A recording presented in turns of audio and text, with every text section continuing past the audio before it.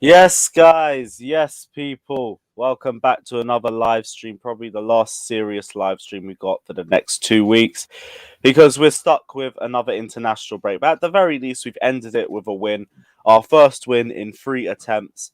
And it wasn't as easy as people thought it was going to be for us. And I didn't really expect that either. I thought Southampton were going to come out and give us a game. And I can't lie, it felt like one of those games where 11v11, I don't think we win that game. I think we're very lucky on account of the red card because it killed Southampton's attacking impetus and it just forced them to sit deep and it took all the confidence off of their play. And then we just hit them with pressure and eventually they folded. But there was still good positives to take from the performance. Back three was solid as always. Midfield we'll get into. We'll get into the front three as well. We'll discuss everything regarding the Southampton versus Chelsea result. But as always, guys, smash the like and subscribe button on your way into the stream. We will be opening the lines up later on into the stream as well. So if you guys want to get involved, we'll put the link out in the chat for you guys to get involved. Just no fuckeries, because there's always some fuckery when you open up the lines. So less of that, please, because I don't want to have to start cancelling that either. But big up everyone that's locked in. Smash the like and subscribe button. Let us know your thoughts on the Chelsea Southampton win as well. And yeah, we'll just get into it. Wayne, first off, how has the last 24, 48 hours been for you, my G? Hope you're all good. All good. Chelsea women and men winning is all good. And I think more importantly, and for me it is anyway, it's good to see Jester's back. So we've missed him. We've missed the intelligence on the stream because he's the only one who's got the minerals, in my opinion. But yeah, all good. All good. Happy to hear it. And as always, welcome back, Jesters. Glad to see you back, to be honest. I just hope you're all in a good place as well. We've spoken off camera, but everyone else in the panel and everyone else in the chat's happy to see you as well, bro. Yeah, I feel blessed to be able to come on today. It's nice to never have met most of you or any of you in face to face ever, but the outpouring of love that I've felt from everybody has been great. It helped me along this week, and day by day, you just go day by day with these kind of things, and it hurts a little bit less every day. So I do appreciate all the kind words and all the everybody's sympathy, and if I can ever return it, I definitely will. So thank you. Aye, you already know, family. We all got your back, G, as always. Matt, what are you saying, bro? You all good, man? Yeah, man, all good. Obviously, big win we had. Obviously, great to see Jester back on the panel. And yeah, I'm looking forward. Not looking forward to this international break. Obviously, for me, we don't play international break really down here. We play rubbish teams. So, one last stream before this international break. Hopefully, we come back in the next 2 weeks well. Yeah, hopefully. I'm going to try and come up with some content ideas to try and get us through the next 2 weeks. But bear with us. The international break is rough. It is hella shit. So if the content dries up, it is what it is. We might end up having to take a little break, but we move. Fata, what are you saying, bro? How's everything been? We haven't seen you on the streams in a while, to be honest. Yeah, not too bad. Yesterday's been, one of those things that Werner's performance in it. So, yeah, I'm just chill right now, waiting people for meltdown about Werner's count score a damn goal though. So I have no idea where those scammers now though. So they're probably hiding in the basement waiting for him to fill. So it is what it is, and he scores. Look, he could have scored a hat trick yesterday, in my point of view. But yeah, yesterday's performances was a bit questionable at times, but what matter is that the results that we've got. We're still at the top of the league, by the way, before the Liverpool Man City kickoff. So yeah, hopefully we end this today at the top. All right. Seeing as you're here and everything, fuck it. We might as well just go straight into it. Let's start off with Timo Werner's individual performance, and we'll let Timo Werner's fucking attorney himself start off. Go on. What was your thoughts on Werner's performance? Cos, I see you in there as well. I'll send you the link if you're around. Yeah, I thought he was exceptional yesterday as well, and that's what we kind of missed so far for the past 3 games. that him making the link up run between him interchanging with Lukaku and that. And I feel like the last 3 games we persistently relying on creativity a lot, and most of the time we get isolated a lot in the up front. What Werner do is like he's trying to stretch the defense up as always, and then look what he did. He provides some space for himself to create some chances. To be fair, yesterday's, like I said, he could have been easily scoring a hat trick. I feel like Southampton making it more easy for him to attack inside the final third. And yeah, man, you have to give credit to Timo Werner yesterday, because I thought that was one of the best performances. And yeah, certainly before the international break coming up, I just hope that after this game he just continues momentum, and then we got 2-week off. We got Brentford after the international break, so he'll be bang on form straight away. Yeah, I can't lie. For me, Timo Werner has to be started more games now, simply because I'm not seeing anyone showing the work rate that he does. I'm not seeing anyone link up with the way Timo Werner was. Him and Azpilicueta in the first half, telepathic, the pair of them. It was a great link up, and there was half the place where we're getting so much glory going forward as well. Second half, I do think, I won't say he faded. I think the team kind of faded as well. And we were kind of struggling with the pressure, especially when Southampton got the equaliser. I feel like the game really started to fall a bit further away from us. But the thing about Timo Werner is that he just doesn't stop. Whereas you see like a Hakim Ziyech get frustrated or a Kai Havertz start to slow down, Timo Werner just keeps going throughout the 90 minutes. I don't really care if he doesn't score. Like, I'm at that point where it's just like, whatever. Timo Werner will miss a big chance here and there. I don't give a fuck. For what else he offers on the pitch, if at this point you're still questioning him for his misses, then it's just an agenda at this point. Because for me, like him, and I'll say Cho as well, the pair of them produce better performances that I've seen from Ziyech and Havertz this entire season. Both of them. So for me, both of them right now, they're higher up in the pecking order, in my opinion. Yeah, definitely. I think we've seen Werner's now very the main person next to Lukaku. 100% is the main person next to Lukaku. She showed it in game out, and we've been saying let's give him time to adapt with Lukaku, and he has, and he's shown that. Cho, on the other hand, I think he's had a fantastic game. Is it time for him to be starting every single game? No, he's definitely shown. He has a fantastic capability on that left wing. He linked up with Chibol very, very well, but I think we've got to see some Mason Mount performance until we can dictate Cho's starting position in that left wing, because I don't see, I think he's showing a lot of qualities that last game, but to go forward, I'm not too sure. See, here's the thing, because as well, I do remember saying that, but I said Werner's a lot stronger on his stronger foot, and you get the best out of him rather than him cutting inside, because he's hella awkward enough as it is without him cutting in on the left. But when you go to Hudson-Odoi, here's the thing. I didn't think his link-up play with Chilwell was that great in the first half. I thought it was more on Chilwell. Like, Chilwell just looked really off the pace in the first half. Second half, he started to get into the game a little bit more. And I also think as well, Hudson-Odoi kind of disappeared a bit more towards the second half too. Whereas Chilwell managed to keep going throughout the 90 minutes. But I thought Hudson-Odoi was very impressive in that first half. I didn't. I'm actually not surprised by that. But go off, Jesters. Go on. Go on, Jesters. I don't understand what was so impressive. What, he put his shirt on correctly? Maybe it's because we've seen Ziyech and Havertz stink up the pitch there for the last 6 or 7 so minutes. if he was better than them, he was average. And the numbers say he was average. If we say he's average, kind of the match, bro. No, he's not. So, but if we're saying he's like, average, for me, I'd give him a better than other players. 6 out of 10. That's average.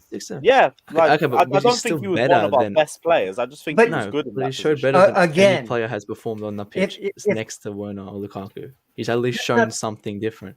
He can be average. Oh, he's bad average, but he's a higher average than Ziyech and Havertz. He's shown a higher average in that game.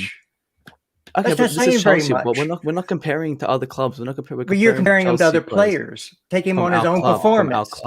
From our club. We're not comparing it from Liverpool, United. We're comparing from our other teammates. They start already. Yeah, it started already. Yeah, I forgot to put slow mode on. It's on me.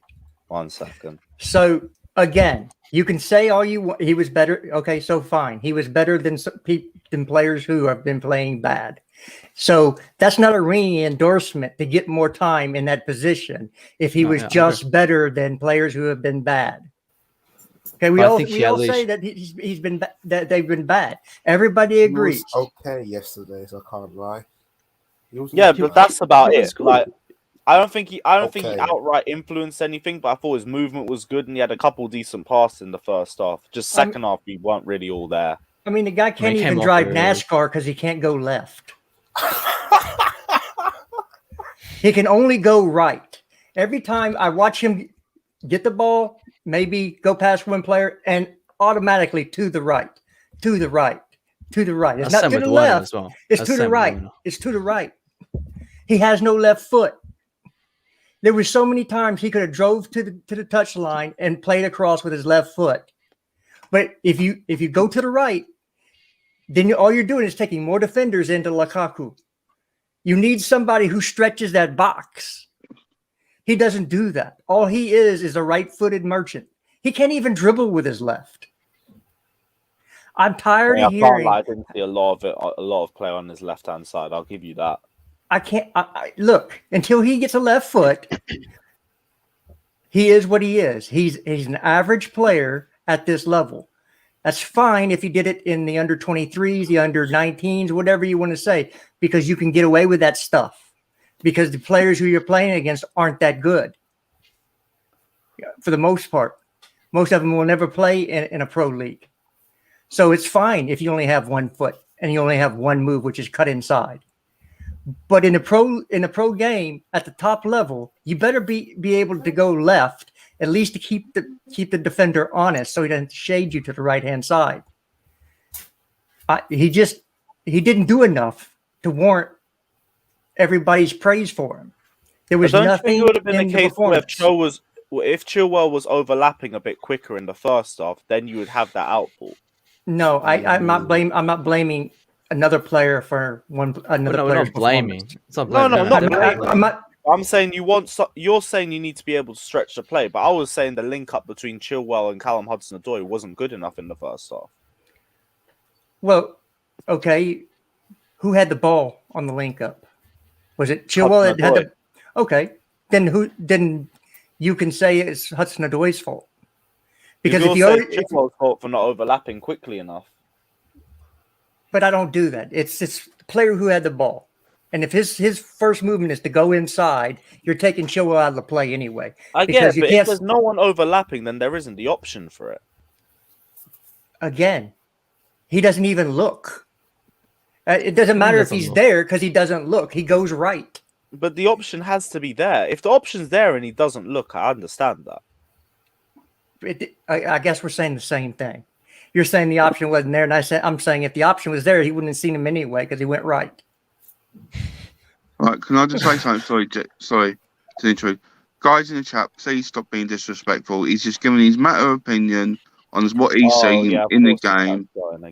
Can we just stop with saying he's got genders and everything? He's just literally giving his opinion on what he saw. I watched it, and I'm going to admit with Jesters, Hudson-Odoi for me was very average. He didn't really do what we needed him to do. Werner was doing it all on the right hand side, going to the byline, crossing the ball, and Hudson-Odoi was supposed to do the same. He didn't. He was literally getting the ball, running into the right, passing it back in the middle, and that's what he was doing for nearly the majority of the game. The same as we're going to talk about Ruben Loftus-Cheek. He was on the ball too long. He held the ball too up long, and he did have a good game. We can sit and say he had a good game, but with Ruben, we'll ease on the reservation. I don't want to go straight into the negatives. I want to go into the positives first, because Ruben Loftus-Cheek on the turn was amazing in terms of bringing the ball out of possession and beating the press. Great.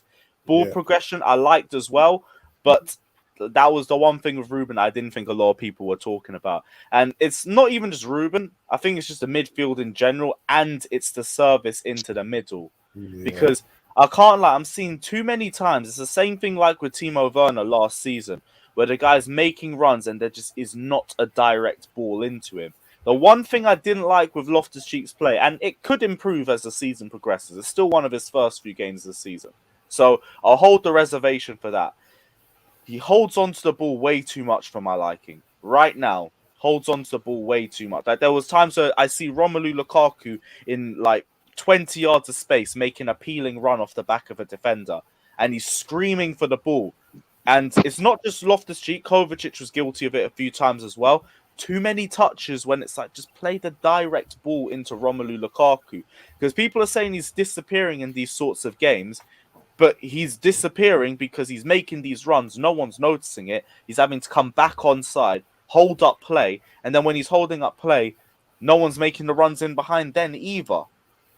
So it's like we're just slowing down our own play, and we're also just struggling to figure out how to play with Romelu Lukaku, as it seems. I'm not saying it's a big question mark, because for me, it looks like it's something to do with chemistry. And I think it's still the case of how the team's figuring out how to work with Romelu Lukaku. So I understand that, and I give it time as well. But we need to be better at feeding the ball into him, because we're just not doing it enough, and we're not doing it the right way. Yeah. So you're saying we move the ball slowly to the forward line then? No, Yeah, like Romelu, like Loftus-Cheek, for example, he'll take the ball out of pressure and then he'll drive into about 20, 30 yards of space. And that's great. But while that's happening, Romelu Lukaku's making a peeling run off the defender. And all you need is a direct ball through that space. But instead, he's driving into the space and he's wasting the time on the counter-attack. Because by the time he gets to the area where he wants to pass to Lukaku, probably because it's a shorter pass he can make at that point, the pass is gone because someone's now tracking Lukaku, and now he has to drop deep. That was the annoying part, and I did see that a lot of times in the second half. That's why, to me, 11v11, I don't think we win that game. I think the red card really helped us out in that. Bro, the game switched on its head with the red card. Southampton just went straight into defensive mode. And then we just kept putting pressure on them, and then eventually they cracked. That's how we won the game. 11v11, I think it's a completely different match. That's going to be, I thought it was going to be a draw at one point, because I thought we were boring that second half, to be fair. Well, they switched formations in the second half, by the way. So we're going to need to learn to play against a back three. Okay. Yeah, because I think they're doing that just to squeeze into Lukaku, just to squeeze up onto Lukaku, and I think half of that's because we don't release the ball quick enough. I feel like we need to get better at 1-2 touch play, because we're not doing that, especially in the midfield. Well, I think some of that comes from the fact that we have a lot of players that we integrate some players every match, so you don't have because nobody's really stood out. You're chopping and changing every other match because players aren't playing well. So when you bring a new player on, then you're saying, okay, well, we've got to integrate this player, and we have to get them up to speed with what we're doing. It's hard to build chemistry that way. We need to come to a starting 11 that's going to play not every game, but a lot of the games, and go forward with it. So they build some chemistry together. They know what type of run somebody's going to make in a certain situation. They know where they're going to be. They know what to expect. And so there's some cohesiveness in the unit.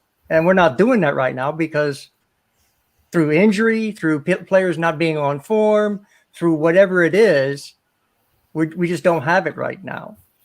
However, we're still we're still top of the league. With all that said, we're still top of the league. So if we can get so if we can iron those things out, and we have the coach to do it. We don't have Ali or Arteta.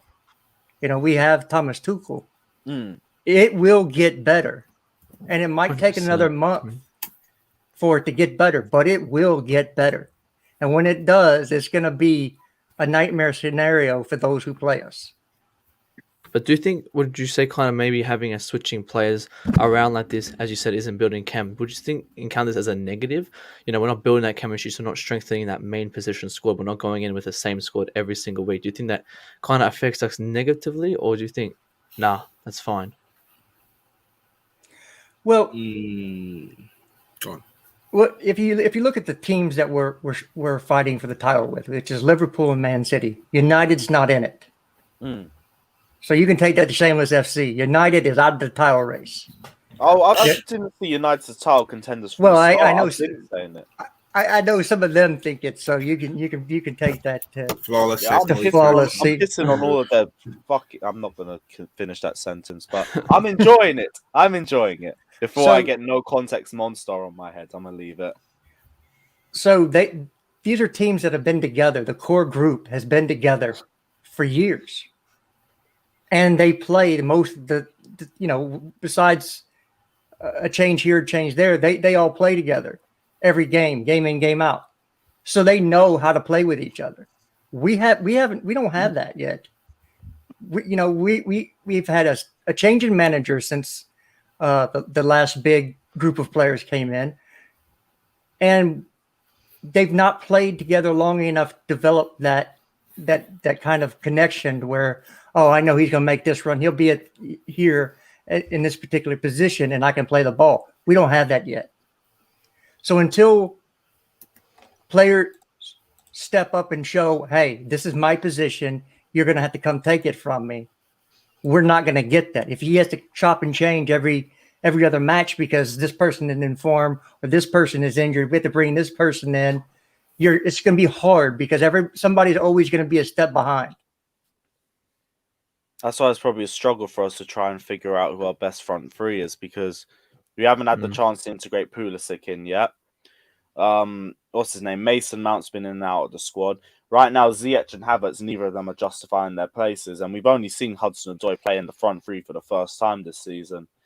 I agree with you as well, where we do just need to pick a front three and stick to it. It's just right now, not really. Who would our best front three be? Right now, it's looking like Lukaku, Werner.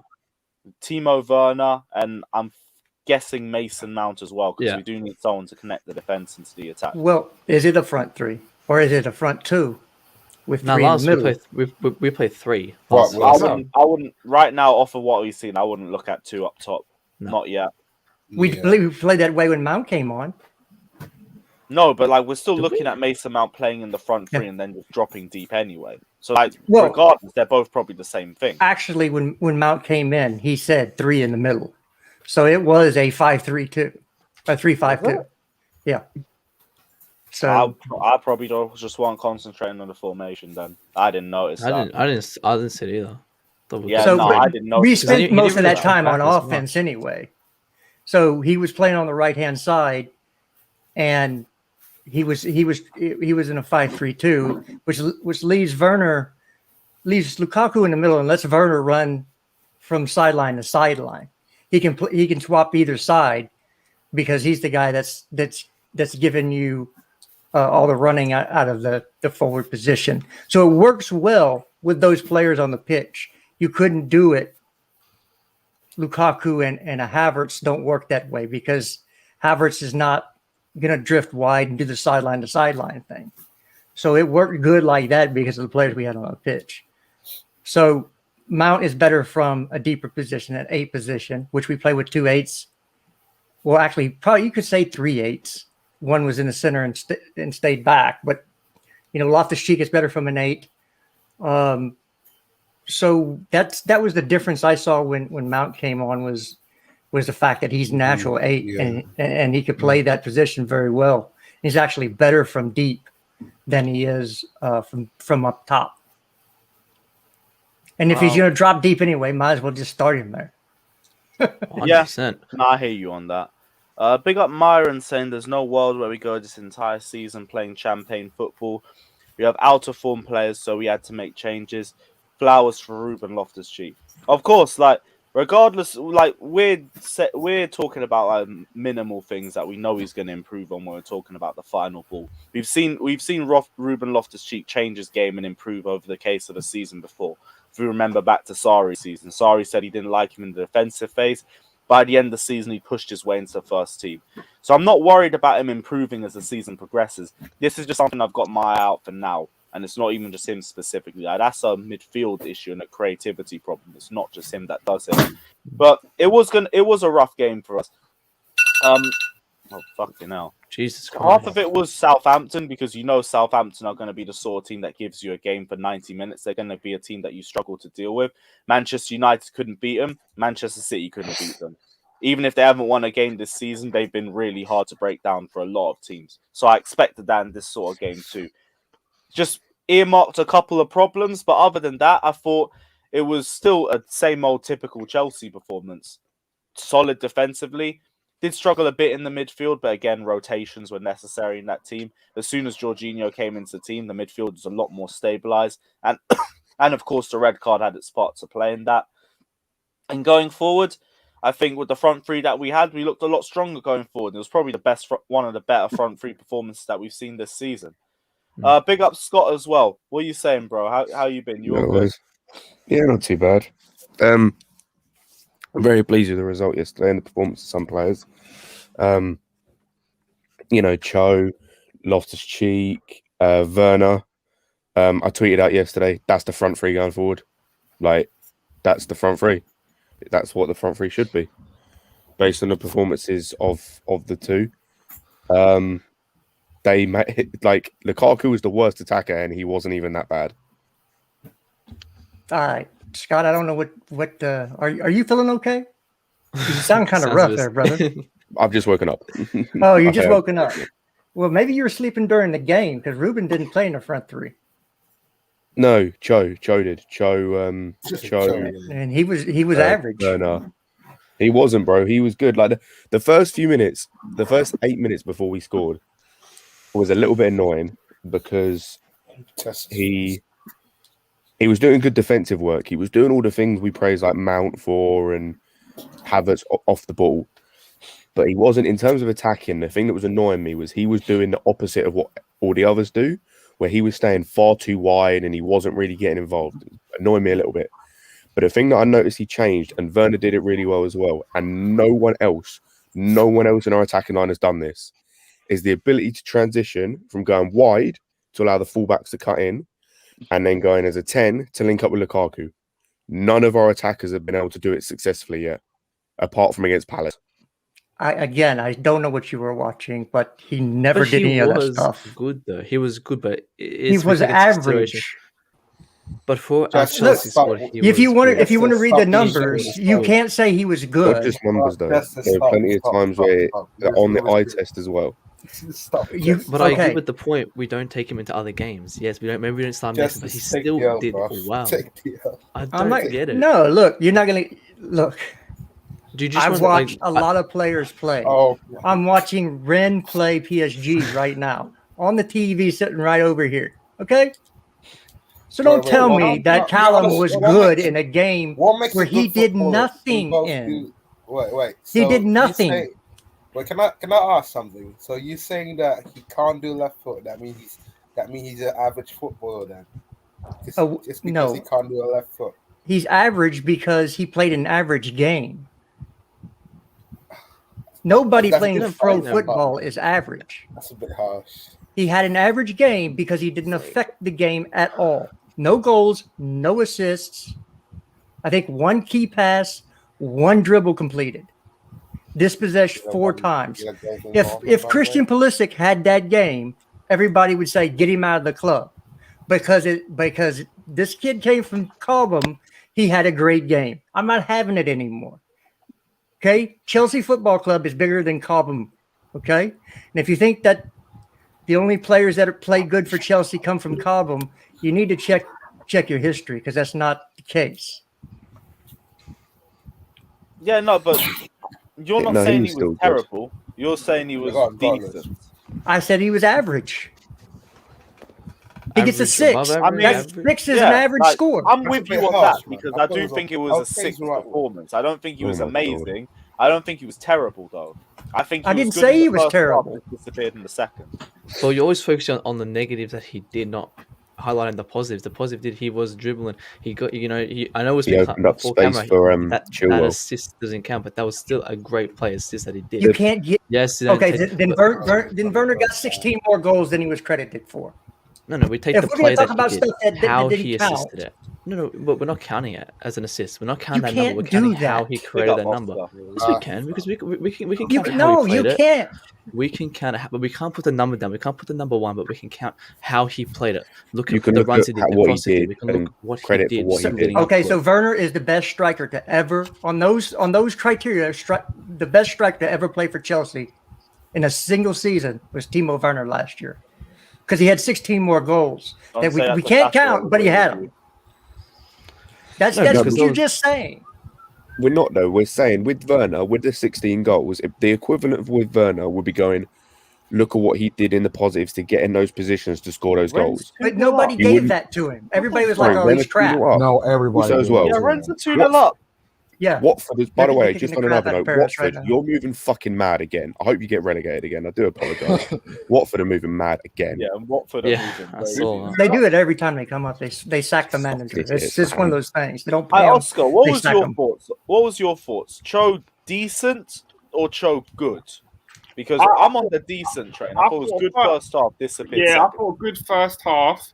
Second half, I understood why he came off. He wasn't really affecting the game, so he brought him off.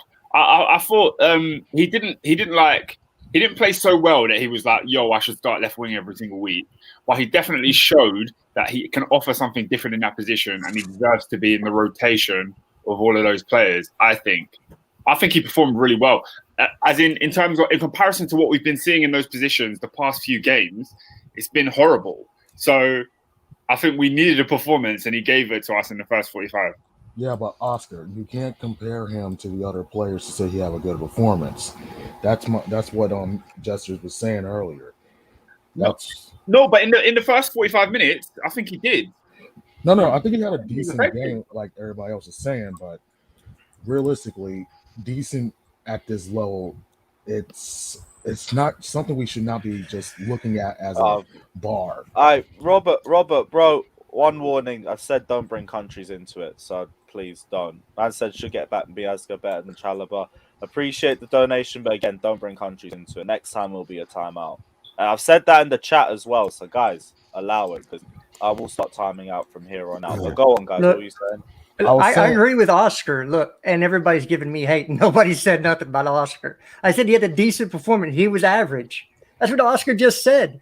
Now, it's just the way you're saying it is, people upset more than anything. In that first half, he was our best attacker for me. Like, he was our best attacker. Him and Werner, yeah. Again, you're gonna have to show me where the numbers say that. It's not just numbers though. Football isn't just a numbers game. It will never just be a numbers game. I understand that, but numbers, the eye test has to match up somewhat with the numbers. You can't have numbers that say one thing and eye test that says another, because it just doesn't work that way. You can't.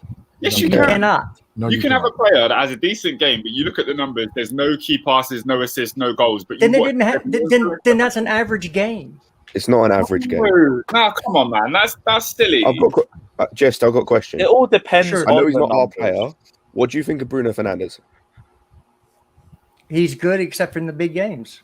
No, he's not. He's an average player, because the numbers are amazing, he looks better than he is.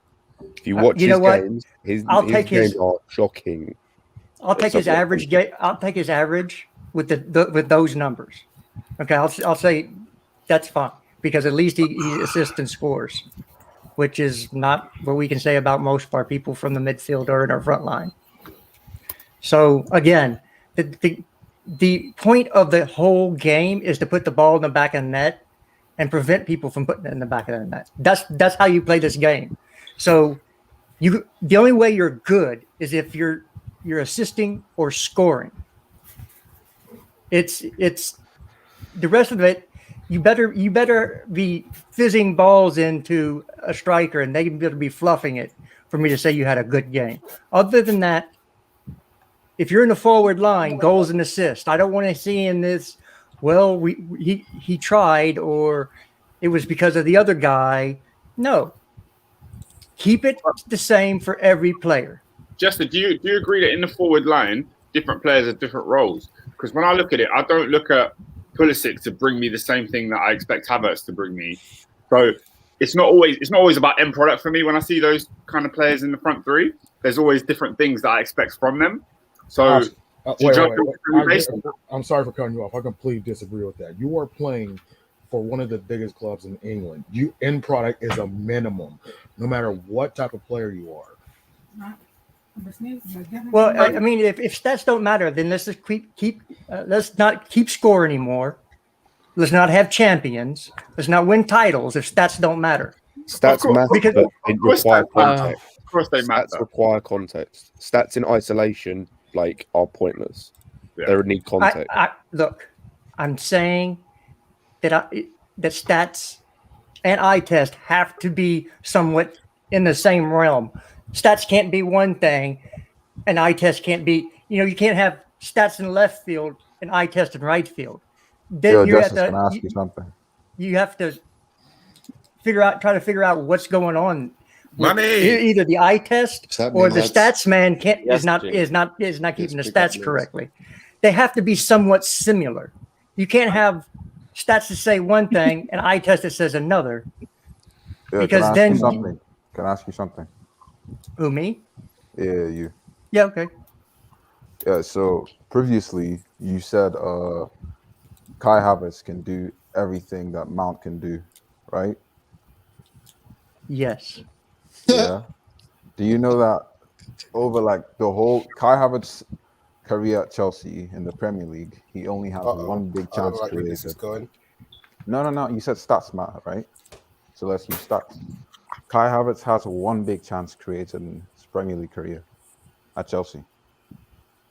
That's Good. Last season and this season. Okay. Yeah. So. Well, yeah. Mount's clear at the minute. And so that means your statement was false, right? But what does that have to do with anything we were just talking about? No, Nothing. you said stat matters. But all I said is he's a similar player to Mount. Jester, can I ask a question? No, he's not. Javi just dropped a decent question for this whole stats eye test kind of thing. He goes, if that Werner goal counted and then Cho got an assist and Werner got an extra goal, does that mean they played better than they did for the rest of the game? Would your view of them go higher because they got that assist? Yes. Okay. Then that doesn't make sense. Why does it make sense? Because you affected the game. You ended. There was end product. He affected the game anyway. It got chalked off for something that wasn't his fault.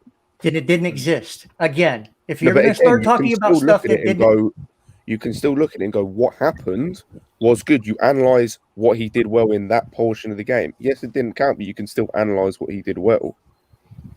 Again, then Timo Werner had the single greatest striker season ever at Chelsea because he has 16 more goals that he doesn't get credit for.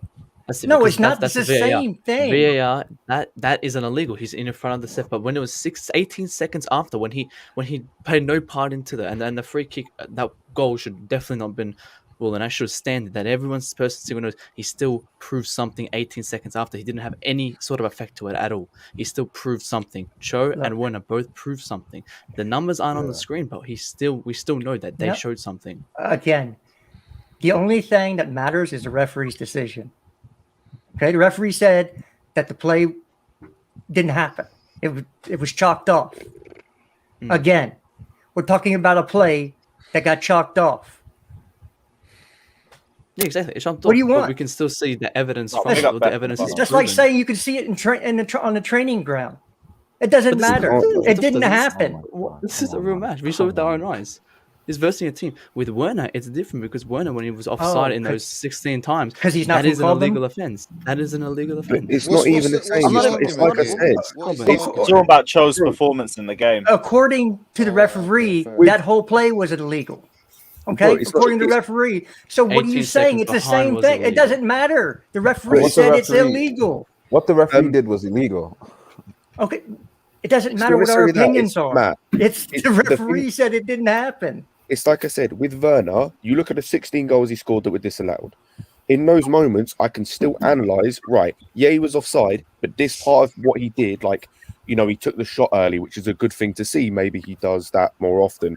The movement beforehand, he might be offside, but I can see the movement and okay, I can see what he's trying to do. I can analyse what he did well in that point, and it might have been chalked offside, but I can go, cool, let's see if he does that more often, or that's something I want to see him do more. Just stay on side, please. And it's the same thing with Cho.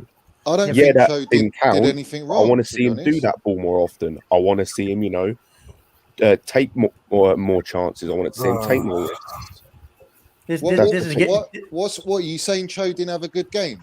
I said he was average. He had an average game, like he was good, like 6 out of 10. That's the way. Man. That's why I see it. I think it was above average. I think Cho deserves a lot of credit for definitely first half.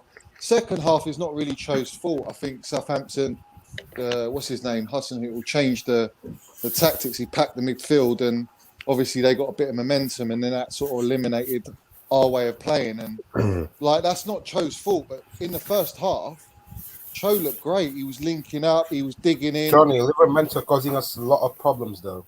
What's that? Livramento causing. Livramento was. I need to dispel this thing. If we want to talk about average, Livramento was average. Bar the penalty, he was average. Did you see when Cho was pelting it into the box, and Livramento was literally busting the nut just to keep up with him. And then in the end, obviously he just about put. I think he blocked Cho's shot, but he was on his last legs to stop Cho. That's how quick Cho was. There was phases where he did look good, and I do think the potential is definitely there with that sort of player. But you weren't man of the match by a long shot, and definitely. And as someone's pointed out, Aspi massively outperformed him, and all I saw afterwards was some big accounts bigging up Livramento, like he had a man of the match game. Doesn't even play for us. Doesn't even play for us. I don't care if he came from Callum or not. He's not our player. Why are you bigging up players that don't play for us? That just played a game against us? Honestly, if you're supposed to be a Chelsea account. No, he's just got a lot of potential, and he'll grow as a player. And if we want to buy him back, we've got the option to buy him back. It's as simple as that. And you move on. But I think he's not our player. Why are we praising a player? But he was one of our own, and obviously there's a lot of people in the fan base that you got to respect that didn't necessarily want him to leave. They felt he was good enough to be in our squad. Yeah, but you just played a game against us. That's the problem. You could arguably say that Livramento has shown enough in this start of the season that he's got some minerals that he could have given to Chelsea, in the right wing back position. Because now James is out, Asby's not a right wing back, so to speak. So I think. Yeah, some fans are going to be a bit upset about that, and rightly so. I'd be one of them. I think he could have been great for us in our squad, but the kid wanted to go and play, and that's it. It's not about saying bigging him up. It's about recognizing that he's a really good young player. That's all it is. There's nothing more to it. So if he wasn't from Cobham, would people be bigging him up? They'll be talking about him, probably. I think people who aren't Chelsea fans have been talking about this guy, saying he's had a really good season in a team that's performed quite poorly so far. Again, we would not even mention his name if he wasn't from Cobham. I don't want to hear it. A lot of people, in football will be, though. We have a buyback clause. So we still have links with him. We still have a possibility of having this in guy 2 years. So, in 2 years. Yeah, that's perfect. Talking about it when he played against us. It's not like he played Man United. He played us. He was at Stamford Bridge. He won a penalty. Why can't we talk about him? We would never talk about him if he wasn't from Cobham. We wouldn't even mention. The only reason that these accounts even mentioned his name is because he's a Cobham grad. No, of course not. But he's one of our own. There's time to speak about him. He was one of our own. To speak about him. I agree. If it was another player, I wouldn't give two shits. He will be a baller, man. He will be a baller. That's fine. But when he plays against us, I want him to have a stinker every time. I want him to play 100%. Like crap. I agree. I don't. Obviously, but at the end of the day, you can't disregard how good he is. He's a good player. The other day, we were talking about Chiesa. So, don't we always talk about the rival players that play well against us? Yeah. Not always. Apparently, the only reason we talk about Chiesa is because he had links to us. Chiesa. So does Livramento. He hasn't never had links to us. Yeah, we were linked to him over the summer. Yeah, it's just it wasn't really believable. I think we've got to talk about the game changer, and we all know the game changer. I agree, and I think to be fair, I'm glad you brought it up because I think I want to be honest. I'll put my hands up. I criticised this player and I was wrong. You know, I was wrong. I didn't rate him. There were aspects of his game that I thought were good, but you know, I put my You're hands about up to and say say I was Ross wrong. Barkley, aren't He you? changed the game. You know, he was the difference maker, and I just want to say big up Ross Barkley for everything that he did. He was amazing. I know he's having a little troll But moment. wrong when he came He's on. having a troll moment, bro. Listen, yeah, let's have it right. Yeah, let's have it right. Let's have it right. Mason Mount, he come on. He added all the intensity that we needed, and this was before Jorginho came on. When Mason Mount came on, straight away we started to play, and they were on top of us at that point. Then Jorginho come on. Then they got the penalty. Obviously, went 1-0 down. When Mount came on, we were already 1-1, right? So then Jorginho came on because not Ross Barkley, Loftus-Cheek, you could see he was running out of steam. And Tuchel made great changes in this game. Like, credit to the gaffer. Like, he made the changes at the right time. And then he brought on Jorginho. And Jorginho, granted, we got that red card. And the red card added to us then putting more pressure on them because they basically sat back. And then, obviously, Ross Barkley come on and played a wonderful ball to Asby. And you got to give him praise for it. But the moment the game changed was when Mount came on. That is when we started to take control of the game back. And I think it's credit to him, and that's how important he is to how we play. And also Ross Barkley, the ball he played is credit to Mount's off the ball work. Oh, no, I might have the off the ball work allows your players around him to do what they do. And Ross Barkley had the time to ping that ball over the top to Aspie, and Aspie first time cross, and we scored a 2-1. Hey, Johnny, let me ask you this question. Does your TV have a special mode on it called Mount Vision? No, it's not that. It's just as clear as day. He changed the game when he came on. Everything changed. The red card changed the game. It was the red card that changed the game. The real answer for that what changed the game the red card was the red card. The red card came because Mason Mount and Jorginho are on the pitch. No, it's because Jorginho was on the pitch. It literally did. It came from a hospital pass that Jorginho did well. It's not a problem for me. Like I know what I've seen. You lot never want to give him credit. That's all fair play. No, I'm giving him credit. But at the end of the day, the way he linked up with everyone, the intensity he brought, the straight away he came on, lovely little flick, made something happen. No one else was doing that. In that he was great half. For the pressure, but he wasn't the game changer. He was. Southampton, especially when they went down to 10 men as well. The pendulum swung when he came on, is what I'm saying. Sure, Johnny. I think Mount came on and played well. But when you say he changed the game, I think it's a real discredit to Ross Barkley, who actually did come on and make the defense split and pass that won us the game. Like, Ross Barkley gets no credit. No one on this panel loves Ross Barkley. No one's a Barkley stan here. I can't lie. I am one of the biggest Barkley. Oscar, change that. Lewis, get rid of the super chat a second. Can I give you an example? One second. What was Aspie's performance like in the first half? And then what was the performance from Aspie like when Mount came on? Two different performances from Aspie. I thought we played a different formation. Bro, he was better because Ross Barkley fizzed that ball into him. I'm saying Mount. Wait. You're saying he made Aspie better, and I'm saying Mount play left wing back. How does that work? No, the way Mount linked up with Aspilicueta, the way he linked with the team, we didn't have that before. We didn't. We were getting run over before. He did that once. We were getting run over. He did that link up play once, and I'll admit it was a very good move where he fizzed across the box and no one got there. Apart from that, he was playing left wing back and Chilwell was playing left wing. Can I also say he's not playing left wing back? He's not. He moves around. There were so many times I saw him as the furthest player wide on the left. Yes, but he moves around for the team. He fills in those spaces so that his teammates can get into attacking positions. That's what Mount does. No one else was offering that in that second half before he come on. And in the first half, we should have we got robbed of that goal, didn't we? So at the end of the day, the way I look at it is the way we played as a team. We looked more balanced. We looked better. There was more urgency. And then obviously he took Loftus-Cheek off because he was tiring, and he brought on Jorginho to try and control and kill the game. And then we got the red card. And then fair play, from the red card, we just pressured them the whole time. So you're saying that Mount was better than Callum? One sec. Myron's saying 7 out of 10 from Cho. Changes hurt him in the second half. I'd say 6, but it's there or thereabouts, so I agree. Sage also says Mount performance reminded me of Thomas Tuchel's first game, not going to lie.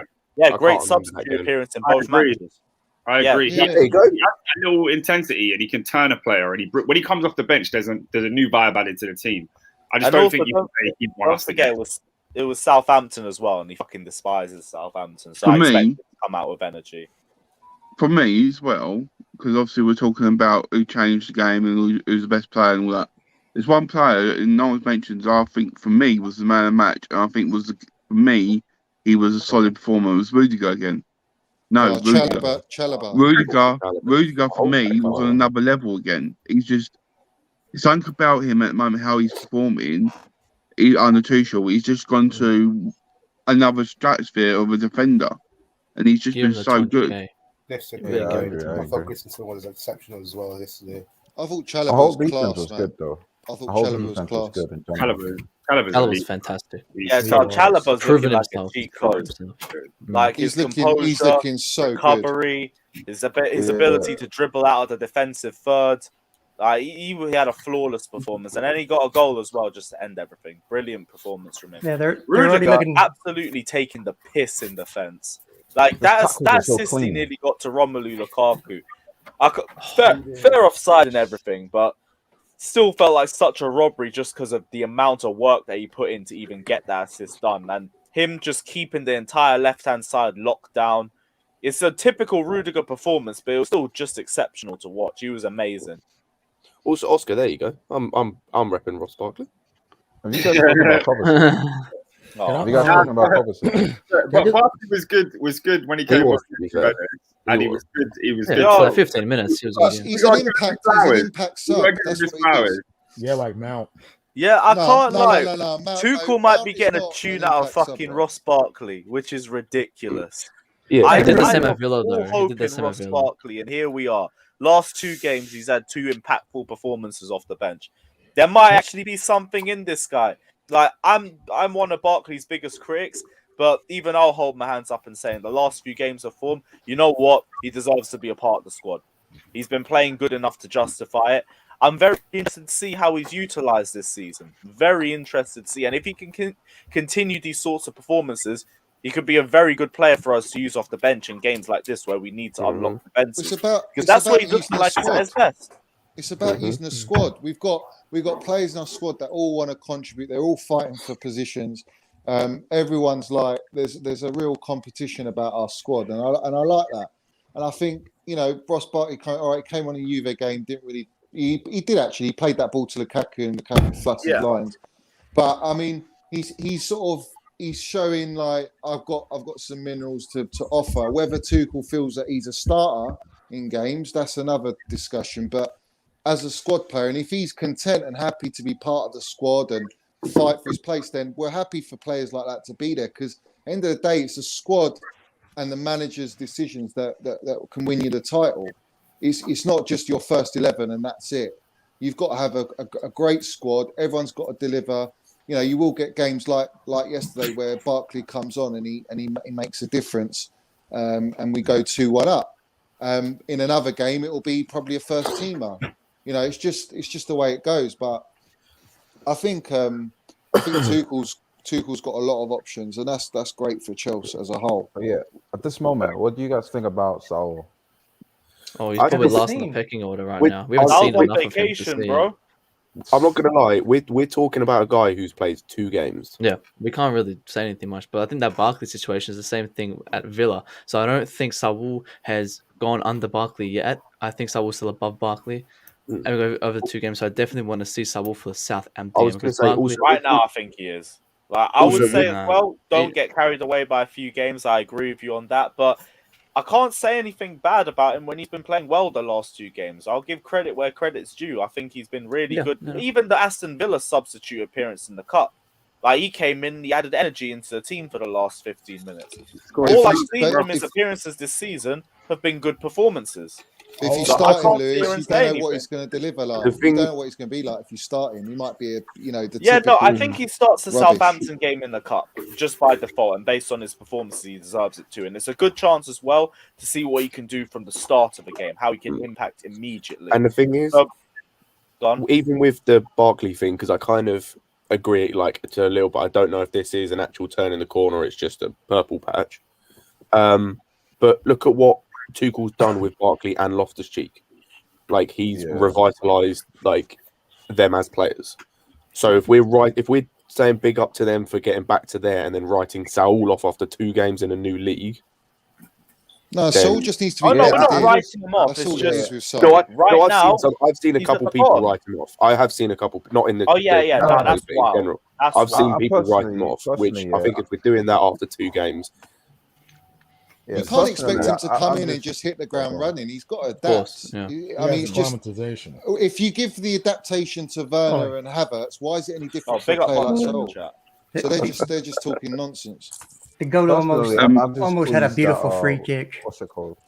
Can I just say something quickly? You know how Atletico Madrid, Go on, Wayne. Big up everyone in the chat and in the panel. Please do me a favour and respect everyone's opinion. Both goes in because everyone's got their own opinions. It's a debate. That's just what we do on the show.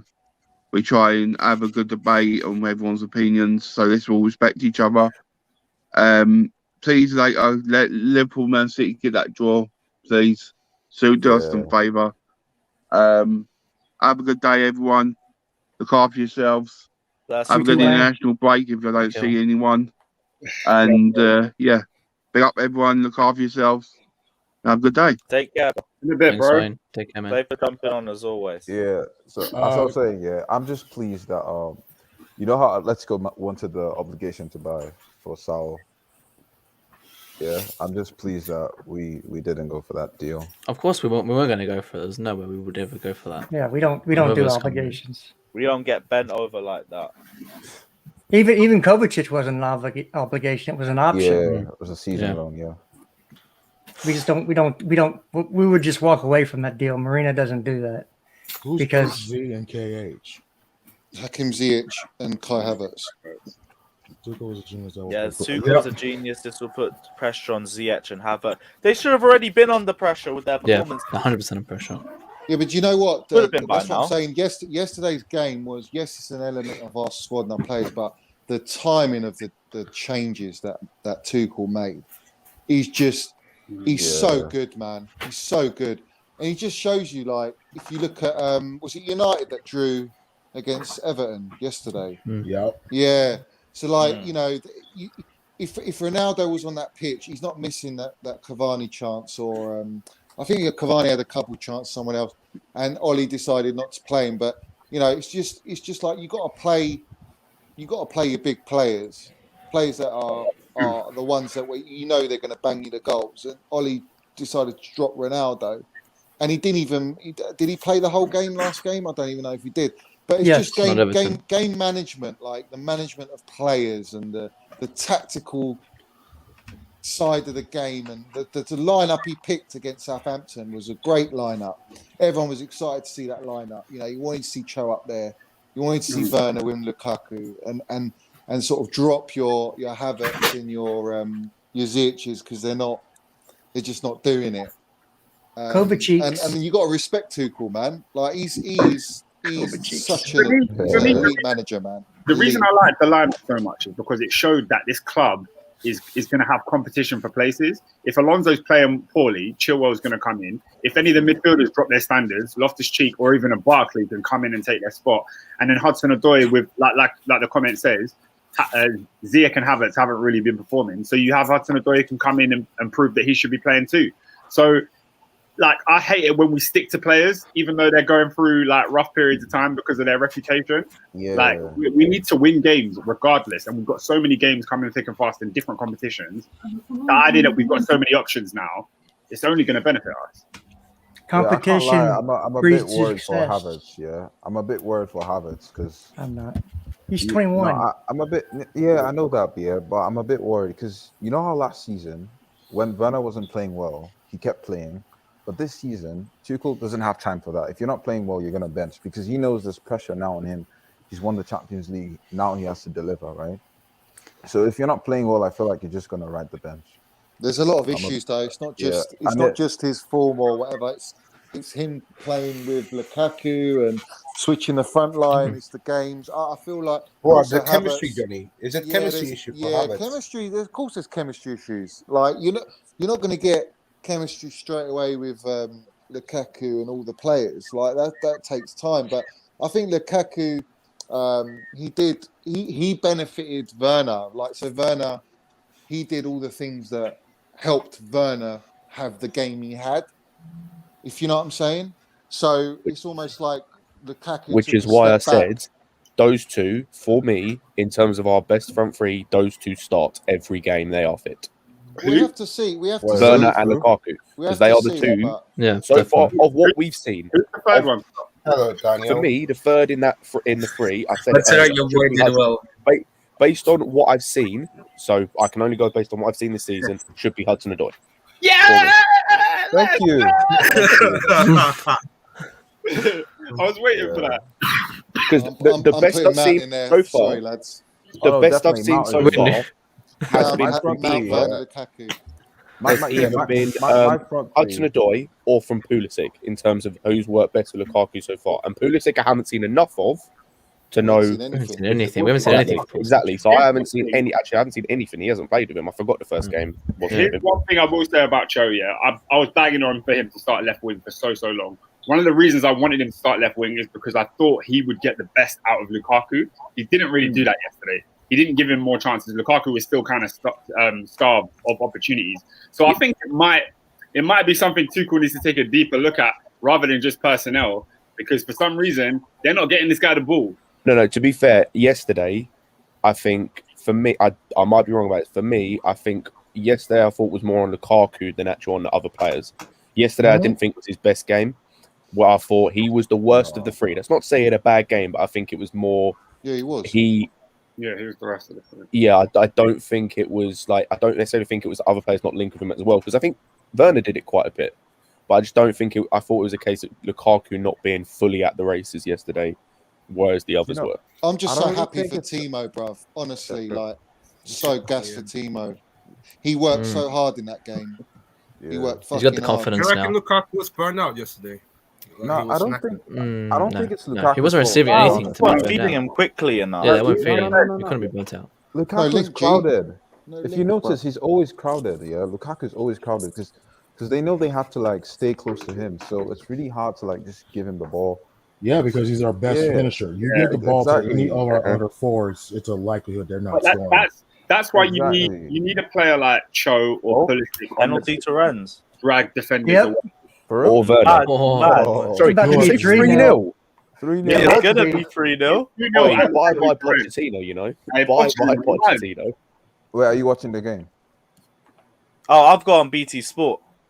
Yeah, same. I'm watching on Fubo.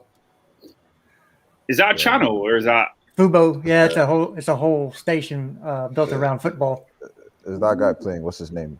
What's that guy's name? They call him the GOAT. Was he playing? Messi, yeah, Messi's playing. He almost had a beautiful free kick. As well. Yeah, Neymar got taken off. I didn't even realize Neymar got fucking taken off. Neymar's garbage now. He's not even. He's not even what Neymar was at Barcelona. He's down tools so much. Well, Poch the fraud anyway, but we move. Poch. Yeah. How are they not winning? I always look at our front three and I'm like, man, if we just had better forwards, we'd be scoring way more goals. And then I watch PSG play. I'm like, they got three of the best forwards in the world. They can't score goals. It's crazy. Chemistry matters, man. Chemistry always matters. I got a bit of a controversy. And a semi-decent manager, guys. We got Werner Lukaku up front. How can we like that's better than the three. Oh, they're VAR checking it. It might not be a penalty. Yeah, it might not be a penalty, but it's still 2-0. Yeah. I got a controversial opinion. I think Mbappe's a bit of a fraud. Hey, Daniel Wilkinson. There you go. Nah, I think 2-0 down with Hakimi playing. There's no way. It's right now, Mbappe is actually carrying. No way. Yo, Daniel, wait till you see who just gave away the penalty. Was it Hakimi? Yeah, listen, it's Hakimi. Back. 3-0 with Hakimi playing. There's no way. It's not. It's impossible. It's impossible. No, Neymar, Messi, and Mbappe started. Yeah. Nah, but it doesn't matter. Hakimi is the key, though. Well, okay, he's taking the piss. I know he's trolling now. I know he is as well. You're a dickhead. Can I ask though? But you know what? Are we gonna go for the same lineup against Brentford? Hold on. Let me give credit to your boy. You guys know how I feel about Werner. Yeah, but I say one thing. There's one thing I care about when it comes to Werner, and that's goals. And he did that. He scored 2 clear goals. I don't care if it didn't count. This wasn't an offside goal. They had to go back 25 minutes just to find the freaking fault. Daniel seeing the light. Daniel, no, ain't no seeing hold on, don't go overboard. Ain't no seeing no light. I just give credit when credit you is see due. light, G, don't lie. But to be fair, Daniel, you saw what he needed in that game where he's a volume player. And yesterday he got enough chances where he could finish at least 1 or 2 of them. Should have had 2. I'm gonna be honest, Scott. I've seen him have those chances, have 3-4 chances in a game and still miss. So him scoring 2 clear-cut chances, I have to give him credit. I have to. Yeah, we're seeing a little progression, but that's what I said. Like, when we're creating enough chances for him to where he should be able to score. Should being the key word. And he did. I nearly lost my mind at 1-1. This guy missed a sitter in front of. Oh yeah, I remember that one. McCarthy. Yeah, McCarthy won. Yeah, I remember that. Because he hit the ball into the ground. He didn't strike it cleanly. If you would have struck it cleanly, he would have gone in. Yeah, but that was a good move from him, though. That was a good move. Yeah, he showed better movement than anybody has. So, how do you guys feel about Werner when he comes out wide? Because I feel like in the first half he had many opportunities with Aspie off the right hand side, and none of his crosses just came to Lukaku. They always he was very predictable. He was very predictable. That's why they always got the balls from low shot at cross. That wasn't his strength that game. Yeah. He looked better when. Honestly, he looked better when he was playing. It was almost like he was playing as a 2. If you look at that goal that he scored, he was in midfield. He was in the box with Lukaku, Mount off the right, and then Aspie was free, right? So he just looks better in a 2, I guess. And when if he's playing like that in the box, because both his chances came in the same area, right? Both those goals, the header goal, he was there, and Lukaku was right in front of him or behind him. And the one he scored, Lukaku was right behind him in that too. So they were both in the box. And I think him out wide, listen, he has no low post moves, no ISO moves. No, you know what I mean? There's no go-to move for him to create space. So just stay away from there. Don't make those runs. Stay in the middle. You know what I mean? Make your runs in the middle and combine with Lukaku and keep scoring. Anybody gonna talk about the chance that Lukaku missed? Oh, the post. Hey, he robbed my boy of an assist. Let's have it right, Johnny. He robbed our boy of an assist, man. Yeah. He did. Well, he did. Johnny's over there. Don't mention it again. But also with that shot from Chilwell, I can't even remember. But you know what? I was okay with it. It was the one before the Chilwell goal. With it because Chilwell needed that goal more than Lukaku needed it. Because definitely. If Chilwell went into the next game having and you had a penalty, you know what I mean? It's like, and we know he's had some, not mental issues, but he's had some confidence issues and stuff. I'm just happy he was able to get that back, and now he feels. I'm sure he's going to the next because he's not going for England, right? So he's going to be in Cobham for a couple weeks. If he didn't score that, he was going to be in Cobham for a couple of weeks, just melting on it. Like I started, gave away a penalty. Oh Lukaku did rob, but he scored, so it's all good. And he's proven his number 1 spot now. To be fair, he was the one of all the goal scorers. He was the one I was most pleased about scoring. Like he was above Werner, above Chalobah. He was the one I was most pleased about scoring. That was a strike as well. But someone said, and this is what pisses me off because people act like Alonso is the only one that can score in the final third. Chilwell can do that too, bro. Chilwell is class, man. Chilwell is class. That was his first game. Chilwell was always number 1, guys. 100%. Always number 1. Like there's no. So you know what? So you're saying Alonso's number 2? Stuff. Do you know what I mean? No, we in both versions. No, it's a play on words, man. It's play and on in general, words. Chilwell's We've actually better agreed for to the team than Alonso. We've agreed that Chilwell was the East England to his team, though. That was like the first game Ben Chilwell started in the league. He's so much more dynamic than Alonso because he has pace. Yeah, he can actually get up and down the pitch, and he cause problems. He can stretch a defense. Alonso's never going to do that. Oh, You have hold to on. get him a scooter. We're top of the league, innit? We're top of the league. We are. We ain't even started, mate. We're top of the We league. ain't even started playing. If Liverpool and Man Yeah, City we haven't even draw started playing our today, first we're team. out of Wait till honestly, the guys, minerals are landing, man. No I prefer chance. this start than sorry start. Remember sorry start? We were blowing teams away. We were really good, and Yeah, then this is good. we This got is good. figured out. And Not our first loss it against was bad. Tottenham, But man. this That was start embarrassing. is That was it's a little disgusting. more cultured to me. It's a little more. You can see the team building up, and then once we click, because we haven't clicked yet. Once we click, exactly, we might start tearing teams up. Tearing teams Well, I up. was going to say, if you look at the run, especially in this run. I'd say if you look at the run we've had to start the season, like our rivals, so to speak, haven't had this. Like City and Liverpool haven't had a similar run in the sense of they've both faced two big teams because they faced us and City have faced us and Liverpool as of today. But apart from that, the level of team, like Liverpool have faced the teams that are in the bottom three at the minute. I think I'm right in saying a Brentford team that they drew to and could have easily lost. Man City lost to Tottenham. Yeah. So. And drew to Southampton. Yeah. We've probably had the hardest run. We have had the hardest run out of everyone. Yep. And we're still top of the league. So certain title and then contenders have had the easiest run out. You ain't got the damn minerals and you ain't one gonna last, are you? And a drop of just points. like Liverpool and Man City just tearing apart each other, and then they draw. We're still top anyway. But then haven't we? Five red Haven't cards. after We the need 5 international red break? cards. I'll say after the international break, we've got like Brentford, Norwich, Watford, or something. Yeah. But we have to win those games. Brentford, We need to win those Newcastle. games. Every single one of them. Oh yeah, Newcastle. Yeah. Most of our games are gonna look like this one. Yeah. You know, I think we all got a little carried away after the last couple of games because most teams aren't City. Comfortable. Most teams aren't Juve. They're not gonna defend like them. They're not gonna play like them. And in this run, Lukaku is gonna stat pad. These are the teams he loves stat padding against. So I'm looking forward to it, honestly. He'll stat pad Unpopular if we create the opinion, chances for him. Brentford will not be an easy. He's going to stat pad regardless. Trust me. Brentford won't be easy. I'm Liverpool interested to see Imagine going away Brentford, just like Liverpool exposed them. In my can't opinion. imagine that. Nah, they exposed Liverpool as well. Yeah. Yeah, but that's Liverpool. Our defense is better than Liverpool's, though. Oh yeah, definitely. But I'm saying 100%. Brentford will still give us a game. Brentford will still. Brentford will. Let me put it this way.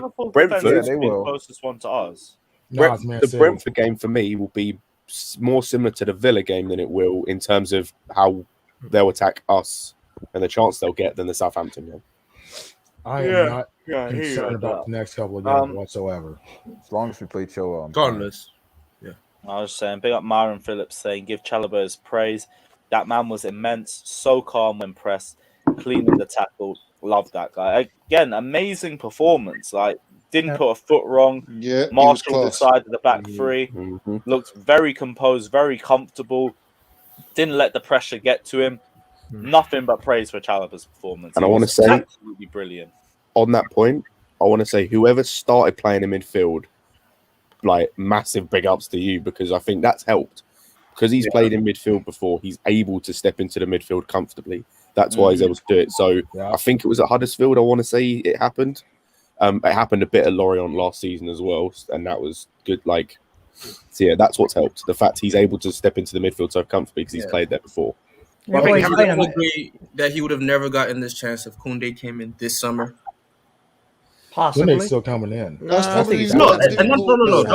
Don't get me wrong. I want Koundé to come in, but I always wanted him to come in next summer when we know Thiago Silva is leaving. 100%. No, he's not leaving. Daniel. No, he's leaving. He won't be playing. He's leaving, or he's playing 15 games. I was going to say, I don't think he's going to leave, but I don't think he'll be staying in a playing capacity. Yeah, that's what I mean. Can I just say on Chalobah? Yeah? I think Chalobah exemplifies the reason why so many people love like the Cobham graduates and the Cobham like system, because all of the players that come through there are such technically good players. You don't make it past 14 at Cobham if you can't control the ball, if you can't pass first time, if you can't handle the ball under pressure. And you see it with Mason, with Gilmore, with Callum, with Tomori, even the guys we've left out. They're so good on the ball competently that when a player like Sal, no disrespect to him, but when he comes in and his touches are off and it's poor, it looks so disjointed in comparison to what we're used to, that even our young academy 16 to 18-year-olds can do stuff that someone like a Alonso or a Timo Werner can't. That's why, because there's base like core level training at Cobham. that is so elite. It's similar to how like the Barcelona players used to have at La Masia when all of those guys were just technically. Same with the Ajax. We've got something good here. Same with the Ajax academy as well. We've got something really good. What's taught at the top is taught all the way through, from top to bottom. Apart from maybe like Tammy, I can't think of anyone whose ball control is not at a high level from the academy. To be fair though, Tammy's was never bad. It was just not amazing. Yeah. It was not the level you needed it to be. It was never like outright terrible. It was just kind of average. Yeah, we're seeing with Roma where he's got a bit more time and space on the ball, so it now looks quite good. But it's because he's got a bit more time and space that he wouldn't get. And also, Mourinho is making sure he's not dribbling with the ball. Just a couple flicks here and there, receive the ball, a good touch, and that's it. You know what I mean? They're making him do a lot less. Similar to what Lukaku went through. Just make him do a lot less, make him focus on the elements of his game, and he'll be okay. You don't make it to 18 at Cobham if you're not a good player. You just don't. So I want to wrap all this up off this Chalobah point. And I know everybody's down on me because of what I said about Callum. But Callum had a chance to stamp his claim on that spot yesterday because Pulisic is injured. Everybody else who's played that spot hasn't played well. Okay? We all agree on that. Yeah. But for me, he didn't do enough to stamp his he didn't plant his flag in the ground, right? He didn't stamp his claim on that spot. Well, because he didn't get a goal and assist. No, can I finish, please? Go on. So people like Chalobah, every time he's been called upon to step in and play, has not only played well, he's gone above and beyond. So that's the kind of performance that I would have expected from Callum, is to do something special, to be to be up there where you couldn't tell the difference between Thiago Silva, Rudiger, and Chalobah. You couldn't separate them. I didn't see that from Callum. That's why he said he had an average performance. He didn't do enough to stamp his claim on the left wing spot, and he had an open tryout because nobody else has played that well. He had. Can I have a retort? I haven't spoken about Callum much. I think you're right. He might not have made his claim as the number one starter off the left, but I think he's done enough to put his hat into the ring where he can get in with those guys, with the ZX and the rest of them playing in that role. He's above for me, I think it's a little difficult with Chalobah because Chalobah is coming into a defense that's settled, that's already great. Whether he's in that defense, I was gonna say whether he's in there or not, the defense is great, right? So he can come in and know I'm playing with Thiago Silva and Rudiger and all these guys, and he's comfortable. It's a little more comfortable than we're asking you to fix. Not one player can fix the whole attack or the creativity problem. Why are we down? But he played well. I think he played well. He had some really good moments. Chalobah. I don't think in general anyone actually expects Cho to suddenly start all of a sudden. I don't think anyone expects that, right?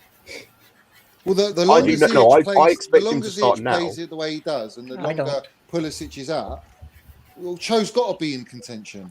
No, I think what we'll do is we'll go to a 5-3-2, and we'll play Werner and Lukaku up top because when Mount came in, he played in the midfield. Because I think when Pulisic is back, he's 58 million. He can't be just sitting on the bench all the time. Yeah, he's going to have to play him. He'll play in cup games. Absolutely, Odoi, he's going to be forced to play the right wing back role. That's where he's going to get in the team. Now, but can I just say on Odoi, because I kind of agree with what Jester's saying, but more so with what Daniel said. He didn't like make it seem like he has to play every single week, but he definitely should be in the rotation.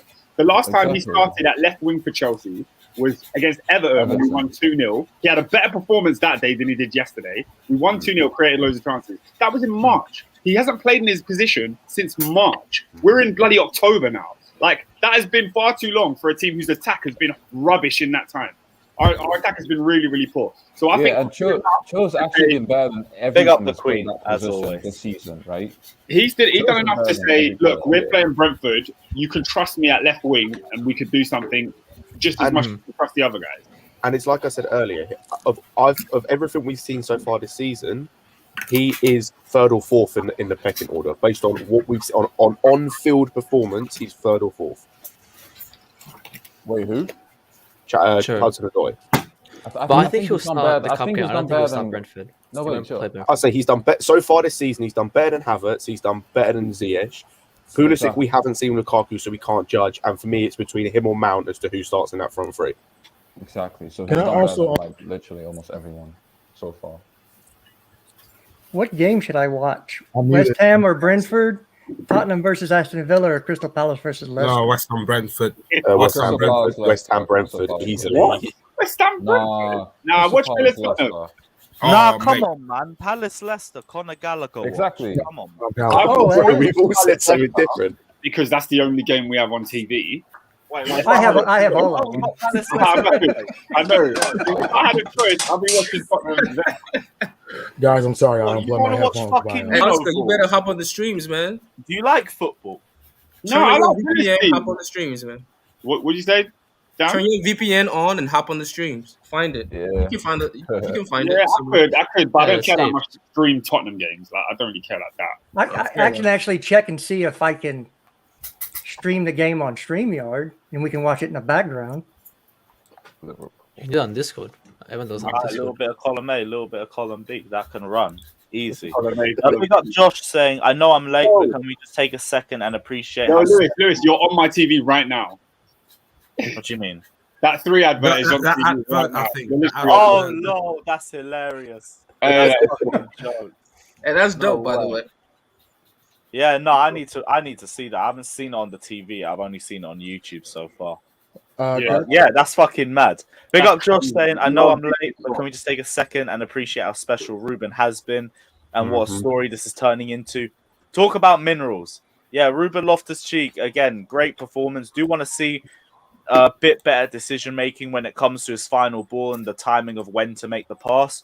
But in terms of getting the ball out of pressure, in terms of his turns, his agility, and his ball progression, good. Really happy. Really happy with this. Bro, in terms of who could drive from the midfield to the attack, there is no other midfielder better at doing it in our squad than Ruben Loftus-Cheek. Big up the Queen. Yeah, damn right.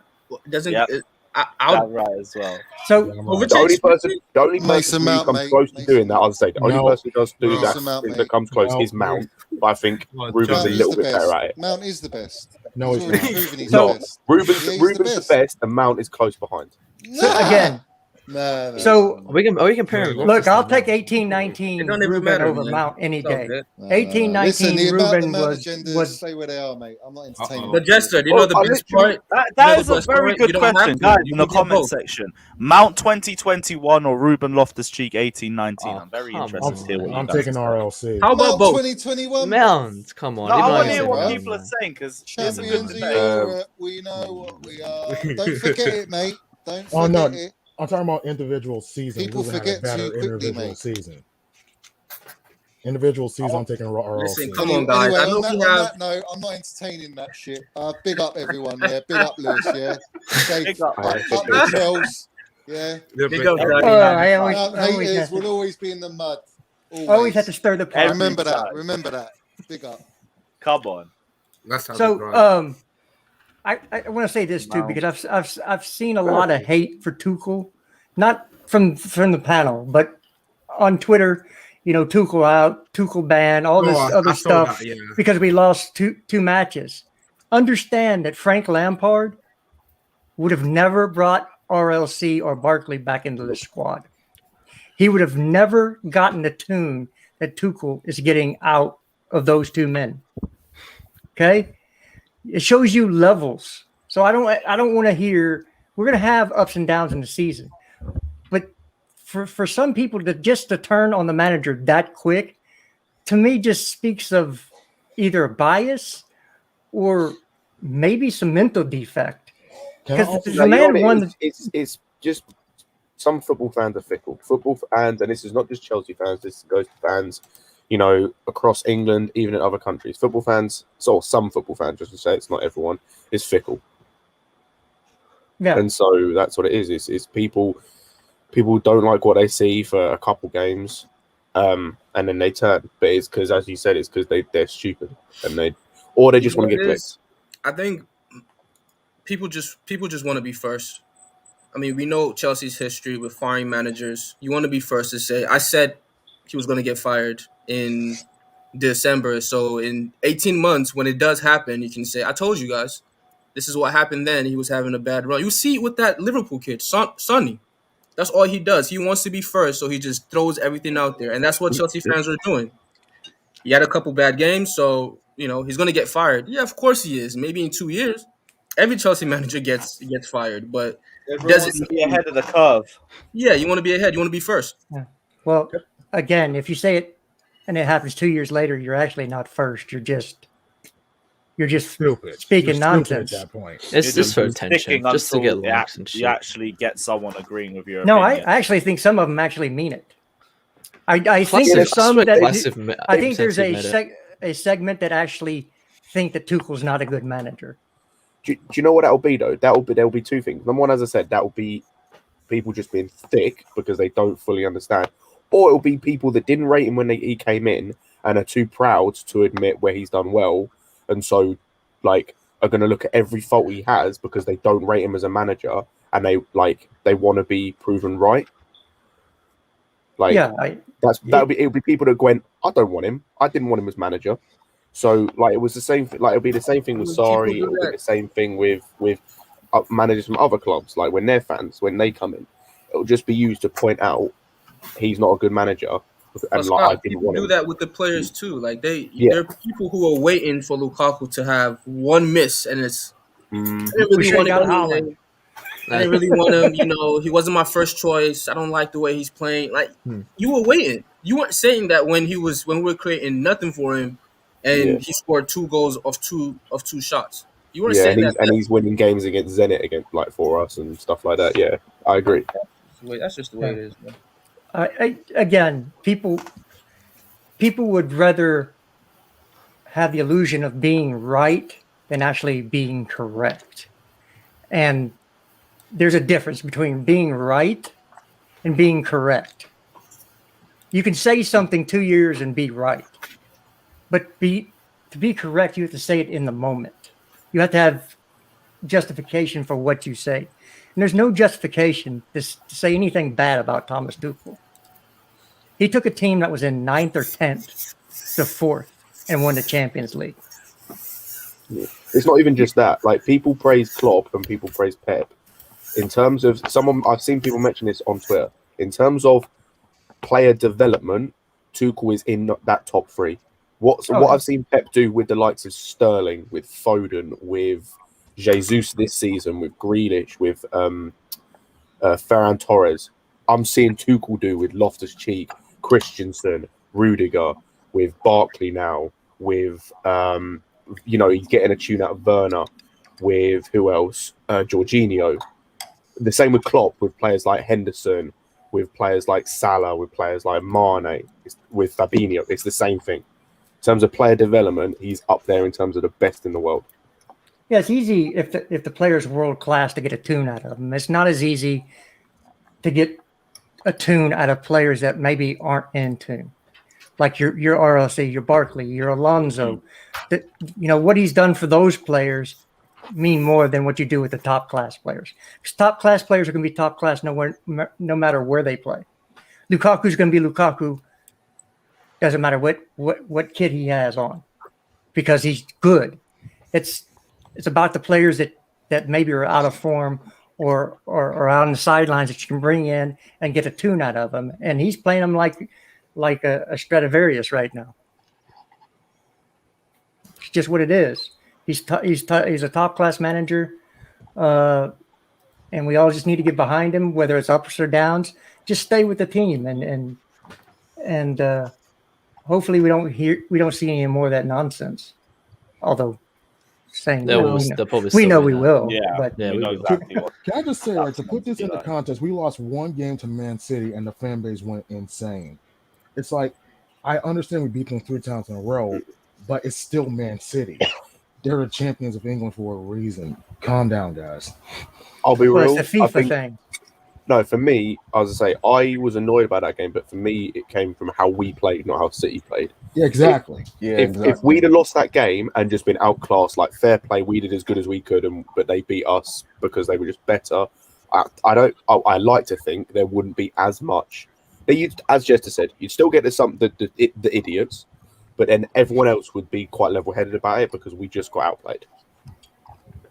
But that's justified. Like criticizing the one game, you know what I mean, shouldn't mean you extend that to, oh, he's not good enough now, or he's a bad coach now. Like, and that's why people go way too far. You can criticize and say, you know, Lukaku had a bad game in this game, but then, oh, we need to change our system or take him out. And because I've heard that recently as well, and that's just is nonsense. Players can have bad games, managers can get things wrong, and he got things wrong in the City game. Doesn't mean he's not a good manager, and he changed it. He got it wrong the last couple of games, and he made a difference. He stopped playing with the 6s and played two 8s. That's showing me that it's a manager who sees what he did wrong and knows that he did wrong and changed it. Like Callum hasn't played in the attacking 3 for, as Oscar said, 6 months. Yeah. He changed it. He played him in the attacking 3. You know what I mean? It's amazing how Oscar appears right when Joe's mentioned. Yeah, man. Brand. Also, Marin, to answer your question, I'd want one signing and only one. Rafinha. Kunde has to be Kunde. No, I want to right. I don't care who it is. I want a right wing back. Yeah, we need a right wing back. I don't care who it is. Right wing back. I just want a right wing back. I don't care who it is. Mahele, Traore. I don't care. I just want a right wing back. That's for the summer. You know that I think that's for the summer. There are reports now that Inter are going to come back in for Marcus Alonso in January. Oh, Stephanie, go, please, play. Off you start. I don't want to be the guy. Why does Fiesta get so much props? Man, come on. Because he's a goal scorer. Yeah, he's in. It's a crazy He had 8 goals in the league last season. How is he a goal scorer? It's all about creativity, not goal scoring. He had 8 assists. How many chances created? I don't know. I mean, that's what we complain about current players, bro. He plays with Cristiano Ronaldo, who scored 39 goals or something, and he had 8 assists. Let me check his chances. To be fair, even this season, he's not been doing the best. He's not been doing let me see him pull his team. You're not allowed let me see him pull his team out of the. Let me check. Come on. Daniel, who's like, how old is he actually? Really trying to get 23, right? Who do you want besides he's not the guy, man. Like, let's relax. We're still doing Chiesa slander. Yeah, let's. We just glazed over the fact that we might need a left wing back in January as well. Because if Alonso goes to Inter, we need a left wing back. Nah, he's just Robin Gosens. No, he's just hype merchant. I like Robin Gosens. He's injured right now. I don't like that. Do you think Reguilon would have been good as a wing back? Oh dear, Reguilon. He would have done, but he's now at Tottenham. He's not Tottenham. Yeah, he ain't coming. I think under Tuchel, Reguilon could be elite. Now bring back going forward as a wing back, I want somebody who can play the left back and the left wing back position, same as a right back or a right wing back, because eventually it gives you the opportunity to switch if you want. I agree. That would be ideal. How many players in world football? More Ringers have done that. Relax.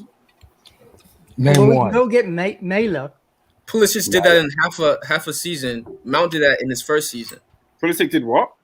That you said 8 and 8. He had 10 and 10 playing half of one season, and that's not, you know what I mean. Like, we're not 8 and 8 isn't great, guys. Come on, right? Like, and for City as well. And again, I'm not saying he's not a good player, but he doesn't solve our problems. Oh, get Chiesa, and he's gonna be Hazard for us. He's not of that.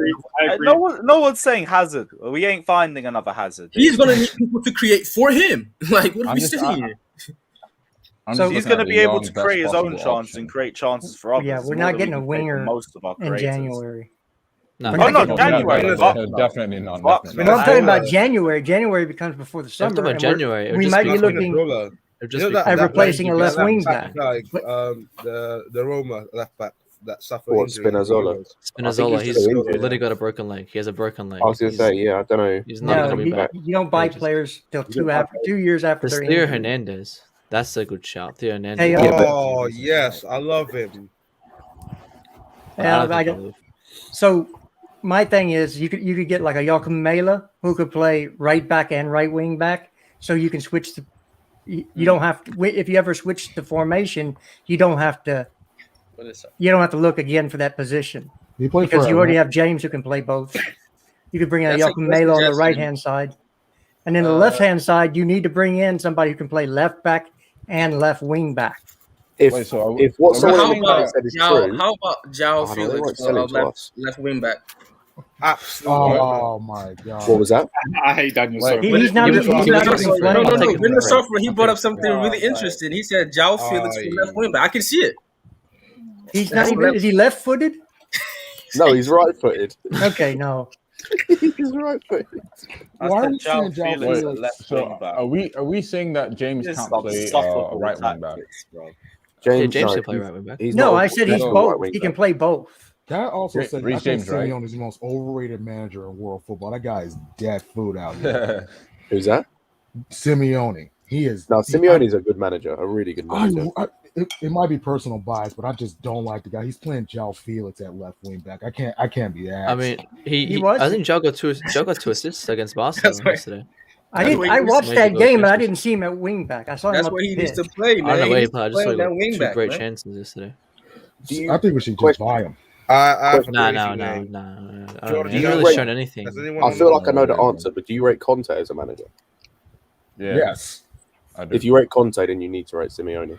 No, it's different with Conte because, like, with Conte, it's actually like you can have a game. With Simeone, it's just like, I just sit back. Well, that's all he does. It's the same with Conte, though. They're both defensive managers. That's what it is. That's why I say it's the level of defensive managers they are. Simeone is like one level below Jose when it comes to parking the bus. Conte is like one level on Jose and parking the bus. Does anybody want to disagree with me on that? I mean, I'd rather talk about who can bring in a left wing back if Alonso goes. In January. Could we bring Emerson? What about Emerson? Could we bring? He could probably just play that left. Can't bring him back. Not yet. To be fair, someone mentioned it, and I don't think it will happen. But if he's looking to get out, I'd absolutely take him as Alex Tellez. Yeah, if he gets out, because I'll tell you what, there are very few people who can put in a better ball than he can. Yeah, but would you want to go to United's bench or ours? I'll be real. Like, what about the rest of his game? Because I haven't. Defensively, he's not too bad. I haven't seen him play much, so there must be something else. Because he is a better crossover the ball than Shaw. So there must be something else that he's missing. Yeah, he's not English. I was to say, no, it's not because no. I think Sancho's holding bench. He's like, this season Shaw's been really shit. Like Varane has exposed how shit Shaw and Maguire are, and he still plays. So, he had one good year. This is what I've been saying. People say he's better than Shaw. Well, I was not hearing that for a Wait, how old is that guy? What's his name? Tagliafico or something like that? No, he's dusted. Ajax. Listen, he's skinnier than Ziyech. No, Tagliafico, he's not even playing at Ajax most of the time. Is he not? He doesn't. What about Q Wizzy's brother from Brighton? Says Cucurella. That's a shout. Yeah, but he won't leave. He just signed. I would love Cucurella, but he's not coming. We were actually linked with him. Yeah, 2 seasons ago, I think. Yeah, 2 seasons ago. Grimaldo from Benfica. That's a shout. Yeah, we could do that. I heard what. How old is he? How old is he now? I think he's like I think we might just wait for him. What do you guys think? Who? What was that? Spinazzola. I heard like Marino was really interested in him and had a meeting with him or something. So they might wait for him. I don't know. I want to take him. Yeah, massive injury. Honestly, I've seen him play 5 times. I don't know what his talent level is. I only saw him in the Euros, and you can judge players based on a good tournament. So I don't know how good he is. I'm just that's the name that popped up then. Yeah, well, he was an option, and we were looking at him until he got injured. I think the most. Go on, just you don't buy a player that's had a major injury for 2 years after that injury because they won't be back. I mean, they'll be back in a year, but they don't get back to their best until 2 years, and that's why we're seeing Ruben now kick on.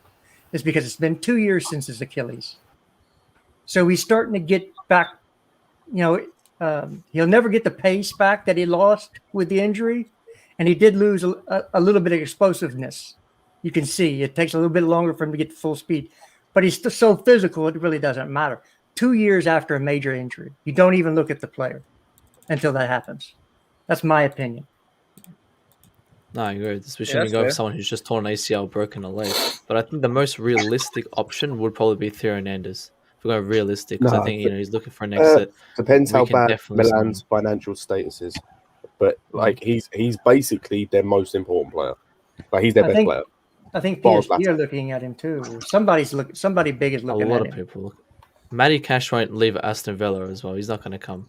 He's developed very well as too. Why would he leave Aston Villa? I think if we make him an offer, he's leaving immediately. But he won't be a starter for us. Yeah, exactly. Wouldn't matter. He would want to develop there. People don't want to go from being a starter, even if it's for a lesser club, than sitting on a bench for a bigger club. You say that, it really depends. That happens all the time. Yeah. Because you don't know. He doesn't. First of all, you don't know. You don't know how things are going to go. So Chelsea might never come back in for you. You might have a bad year next year, and then they say they're not coming. So players like that who don't see them. Maybe he doesn't see himself as. Actually, I don't know. Let me not make assumptions on that. But usually, when a big team comes in for you, even if you're starting and you might go on the bench, the players usually go. And Matty Cash isn't. He's of the level where he knows he's going to be at the top level, and he'll say no. Like I'll wait a couple years. Nah, he's definitely taking it. It just seems to me, since he's going to Poland to play for the Polish national team, that he'd rather play. It just seems to be in his character. He's switching his allegiance to Poland to play. He's going to play for England. Yeah, I'd switch too if Southgate was the manager. So, well, I think the whole team should switch. Everybody go play for Scotland. I just posted something in the chat. Guerrero as well. Any plus for news? Nothing. Guerrero is always injured though. Yeah, that's what I'm saying. Yeah, that's what I said. Boy was potentially going to be going back to Germany, but that was who? The same old links to Dortmund and Bayern, but that was it. Yeah, it's going to continue to happen until he's a nailed-on starter. I can see Bayern. To be fair, I can see Bayern. I don't see Dortmund in the slightest. I see Bayern. Dortmund, I could see if they lose Haaland. Dortmund, I don't see because they don't play with two strikers. He's not getting ahead of Haaland, and they've already got Marlon. No, but if Haaland leaves. Oh, I could see it. Bro, if Haaland leaves, maybe Haaland go to Munich. Yeah, I can see Haaland to go Bayern. Haaland's going to Real Madrid with Mbappe. They're gonna have a Galactico with Pogba. Heck, there's even talk that Conte wants to go there now. Yeah, that's not happening. Real Madrid will definitely be on him because he got man of the match. No contract situation yet. Rudiger stuff. Nothing. Still radio. No, pay him the fucking money, please. We gotta give it to him. 200k, just give it. Money, man. At this point, every game is just justifying it more and more. He's gonna get. And he only wants. From all reports, all he wants is 200k. Yeah, I don't believe any reports anymore. Seeing how horrible the reporters have been. I was against the 200k till I heard that we offered Koundé 200k. If that's true. If that's not true, then fine. But if that is true and we offered Koundé 200k, then we're moving mad. There's no 8 million. Daniel, it's not even that. It's the fact that we're linked with De Ligt, who's currently on 200k. Yeah. And I don't believe that either. Apparently. We're not going to pay 130 million pounds. I don't think we are either. But the fact we're even linked. The fact we're even linked to a guy who's on. I don't think we're linked. Hey, Jester, listen, we can money launder like Barcelona did with Arthur and Pionik, where we. We'll be. No, we can't. They can say we'll give you give us Jorginho for 90 million, and you can sign him for 92. Something like that. Yeah, it's money laundering, man.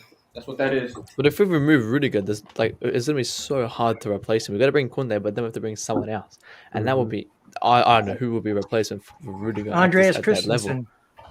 Yeah, but then we need someone else to still replace him. Kunde comes in, we still need a replacement for Aspi and Thiago when they go. It would be better if we sign him now to develop the Chalobah. squad. And I don't.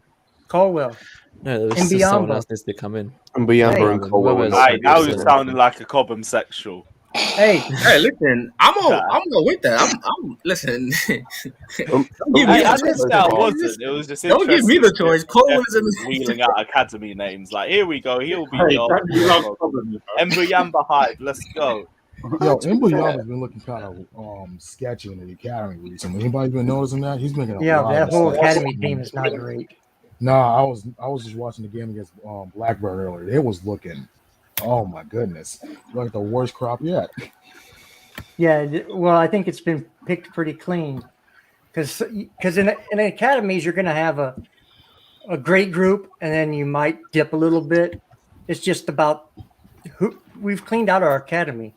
Look how many young players are playing overseas. You have Andrew, you have good Lord, I can't even think now. But you have like Broha, he's playing in the pro league now. Some of these players would have usually been in the academy still. Broha's at Southampton. Yeah, but he's been, I think, other teams. They're still in high league teams. Yeah. But the only player from the academy that even looked halfway decent was Harvey Vale, I think his name is. Anybody Lewis Bate is gone. We sold a bunch of academy products this summer. Tino Livramento. Yeah, academy player of the year. Well, Gallagher. He's 20 or 21 now. Yeah, but he's still young enough to develop to a good enough level. He ain't like Ruben, where he's 25 at this point. I'm really interested to see what Gallagher can do for the rest of the season. If he gets 10 and 10, that would be an incredible loan spell for him. He needs to get back in the team. Gallagher. Nah, he has to come back into the team. If he's had 2 Premier League 100%. Loans, it is solid. Just bring him back. If he keeps this up now, he has to keep it up now. He can't downfall. Yeah, I agree. And he reminds me. Sorry, he reminds me of Mason Mount. Just a less polished Mason Mount. I think he's less polished in some areas and more explosive in others. Like his passing isn't polished whatsoever. He hits like 70 to 75% passing rate. Mace is about 82 to 86, so that's clear. But his explosiveness in terms of striking the ball, I like that. I like how aggressive he is. He needs to calm down a little bit, but I think just playing games is going to get him there. Yeah, I mean, I was a proponent of Gallagher going. He's for me. I could see that. The first thing you have to have is desire and the ability to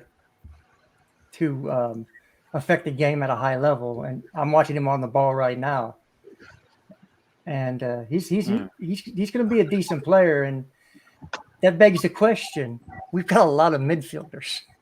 Oh yeah. Dexter, we have a lot of 8s. We have a lot of really, really good 8s, and we don't necessarily play a system, except for the last game, a system that utilizes 8s.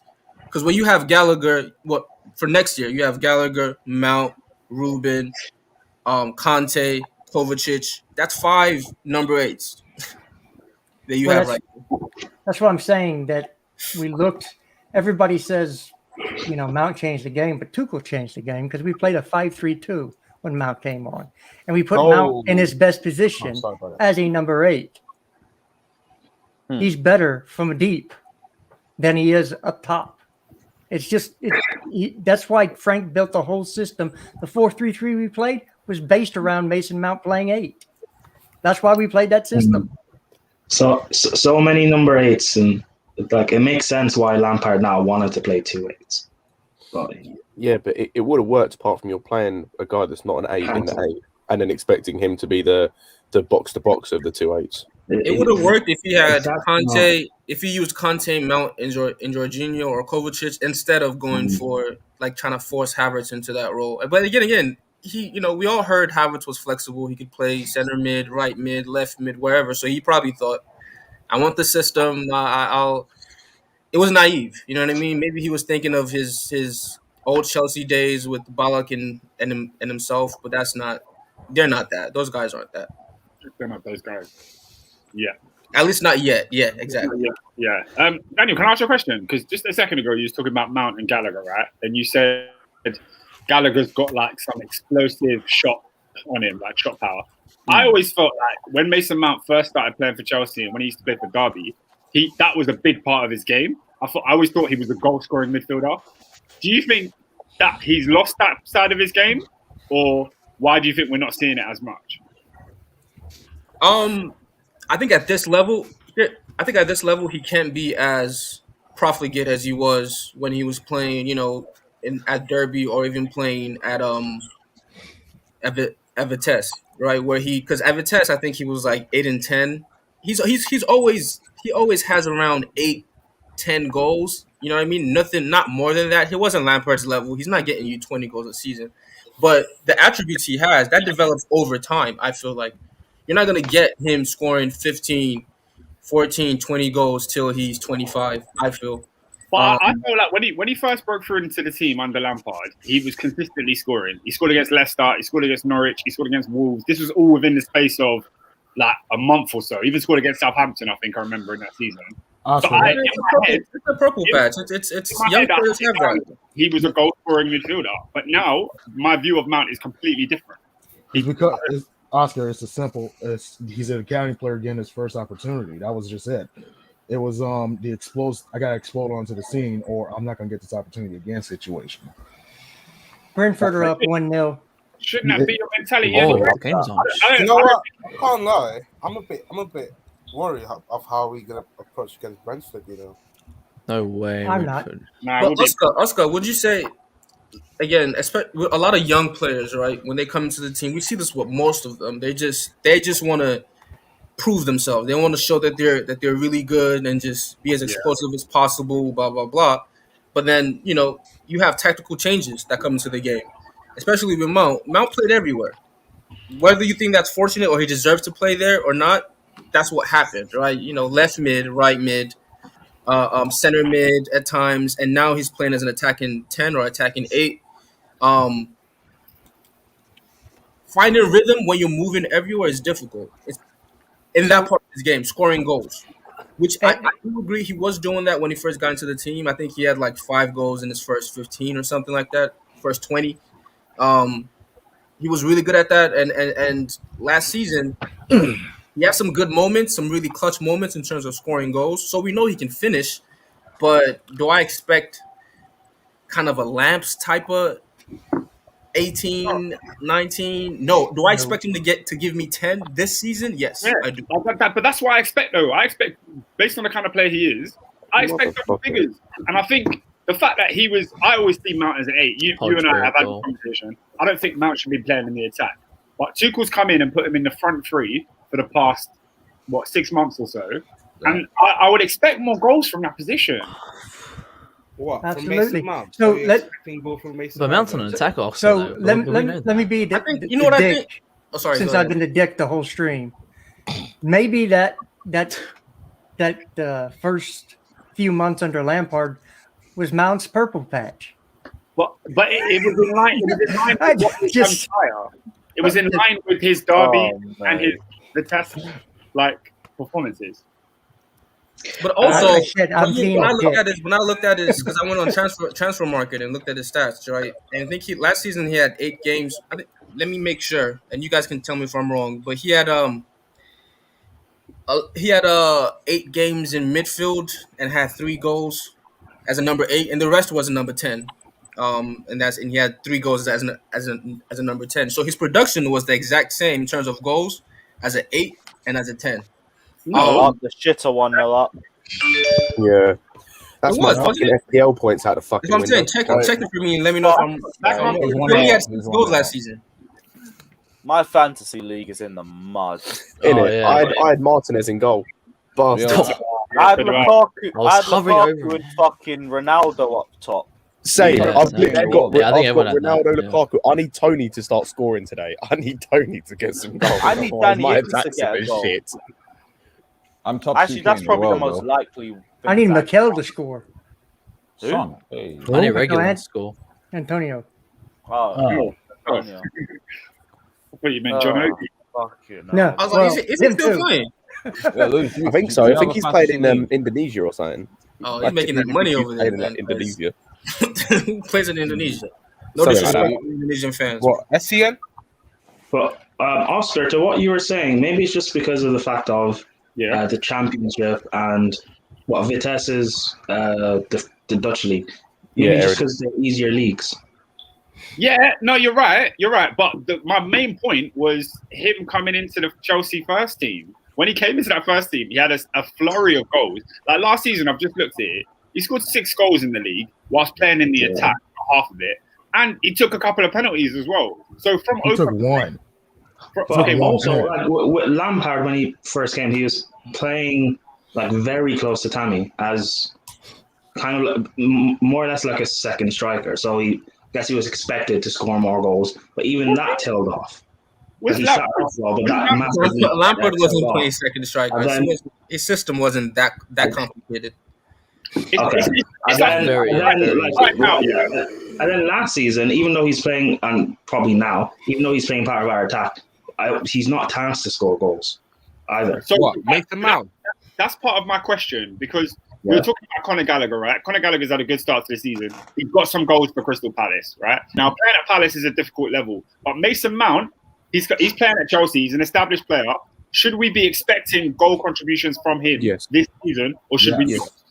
We should. We should. No, Yes. you absolutely. But if he's in that, if he's in that 8, if he's in his natural 8 position, I want to see this Mason Mount primes, goals, assists, everything. But I think if he's playing that left mid, we're not going to really expect. I expect some more assists from him.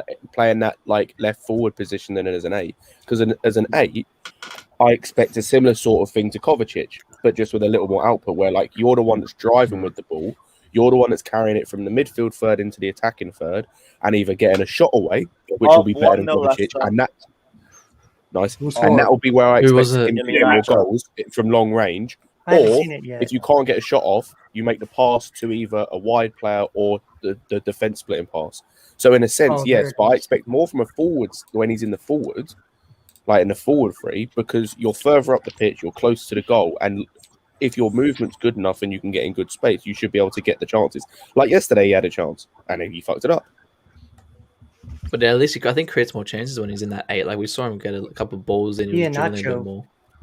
Yeah, I agree. Right I mean, Mount is far more creative in an 8 than he is in a 10. Whose favourite Danish centre back just got the ball nicked off them like that? Yo, do we still agree that? Is that Anderson. Is that Joachim Anderson? Is it? It's Anderson. Yeah, man. Joachim Anderson. It is what it is. Do we still think that wingers can't actually play in our formation?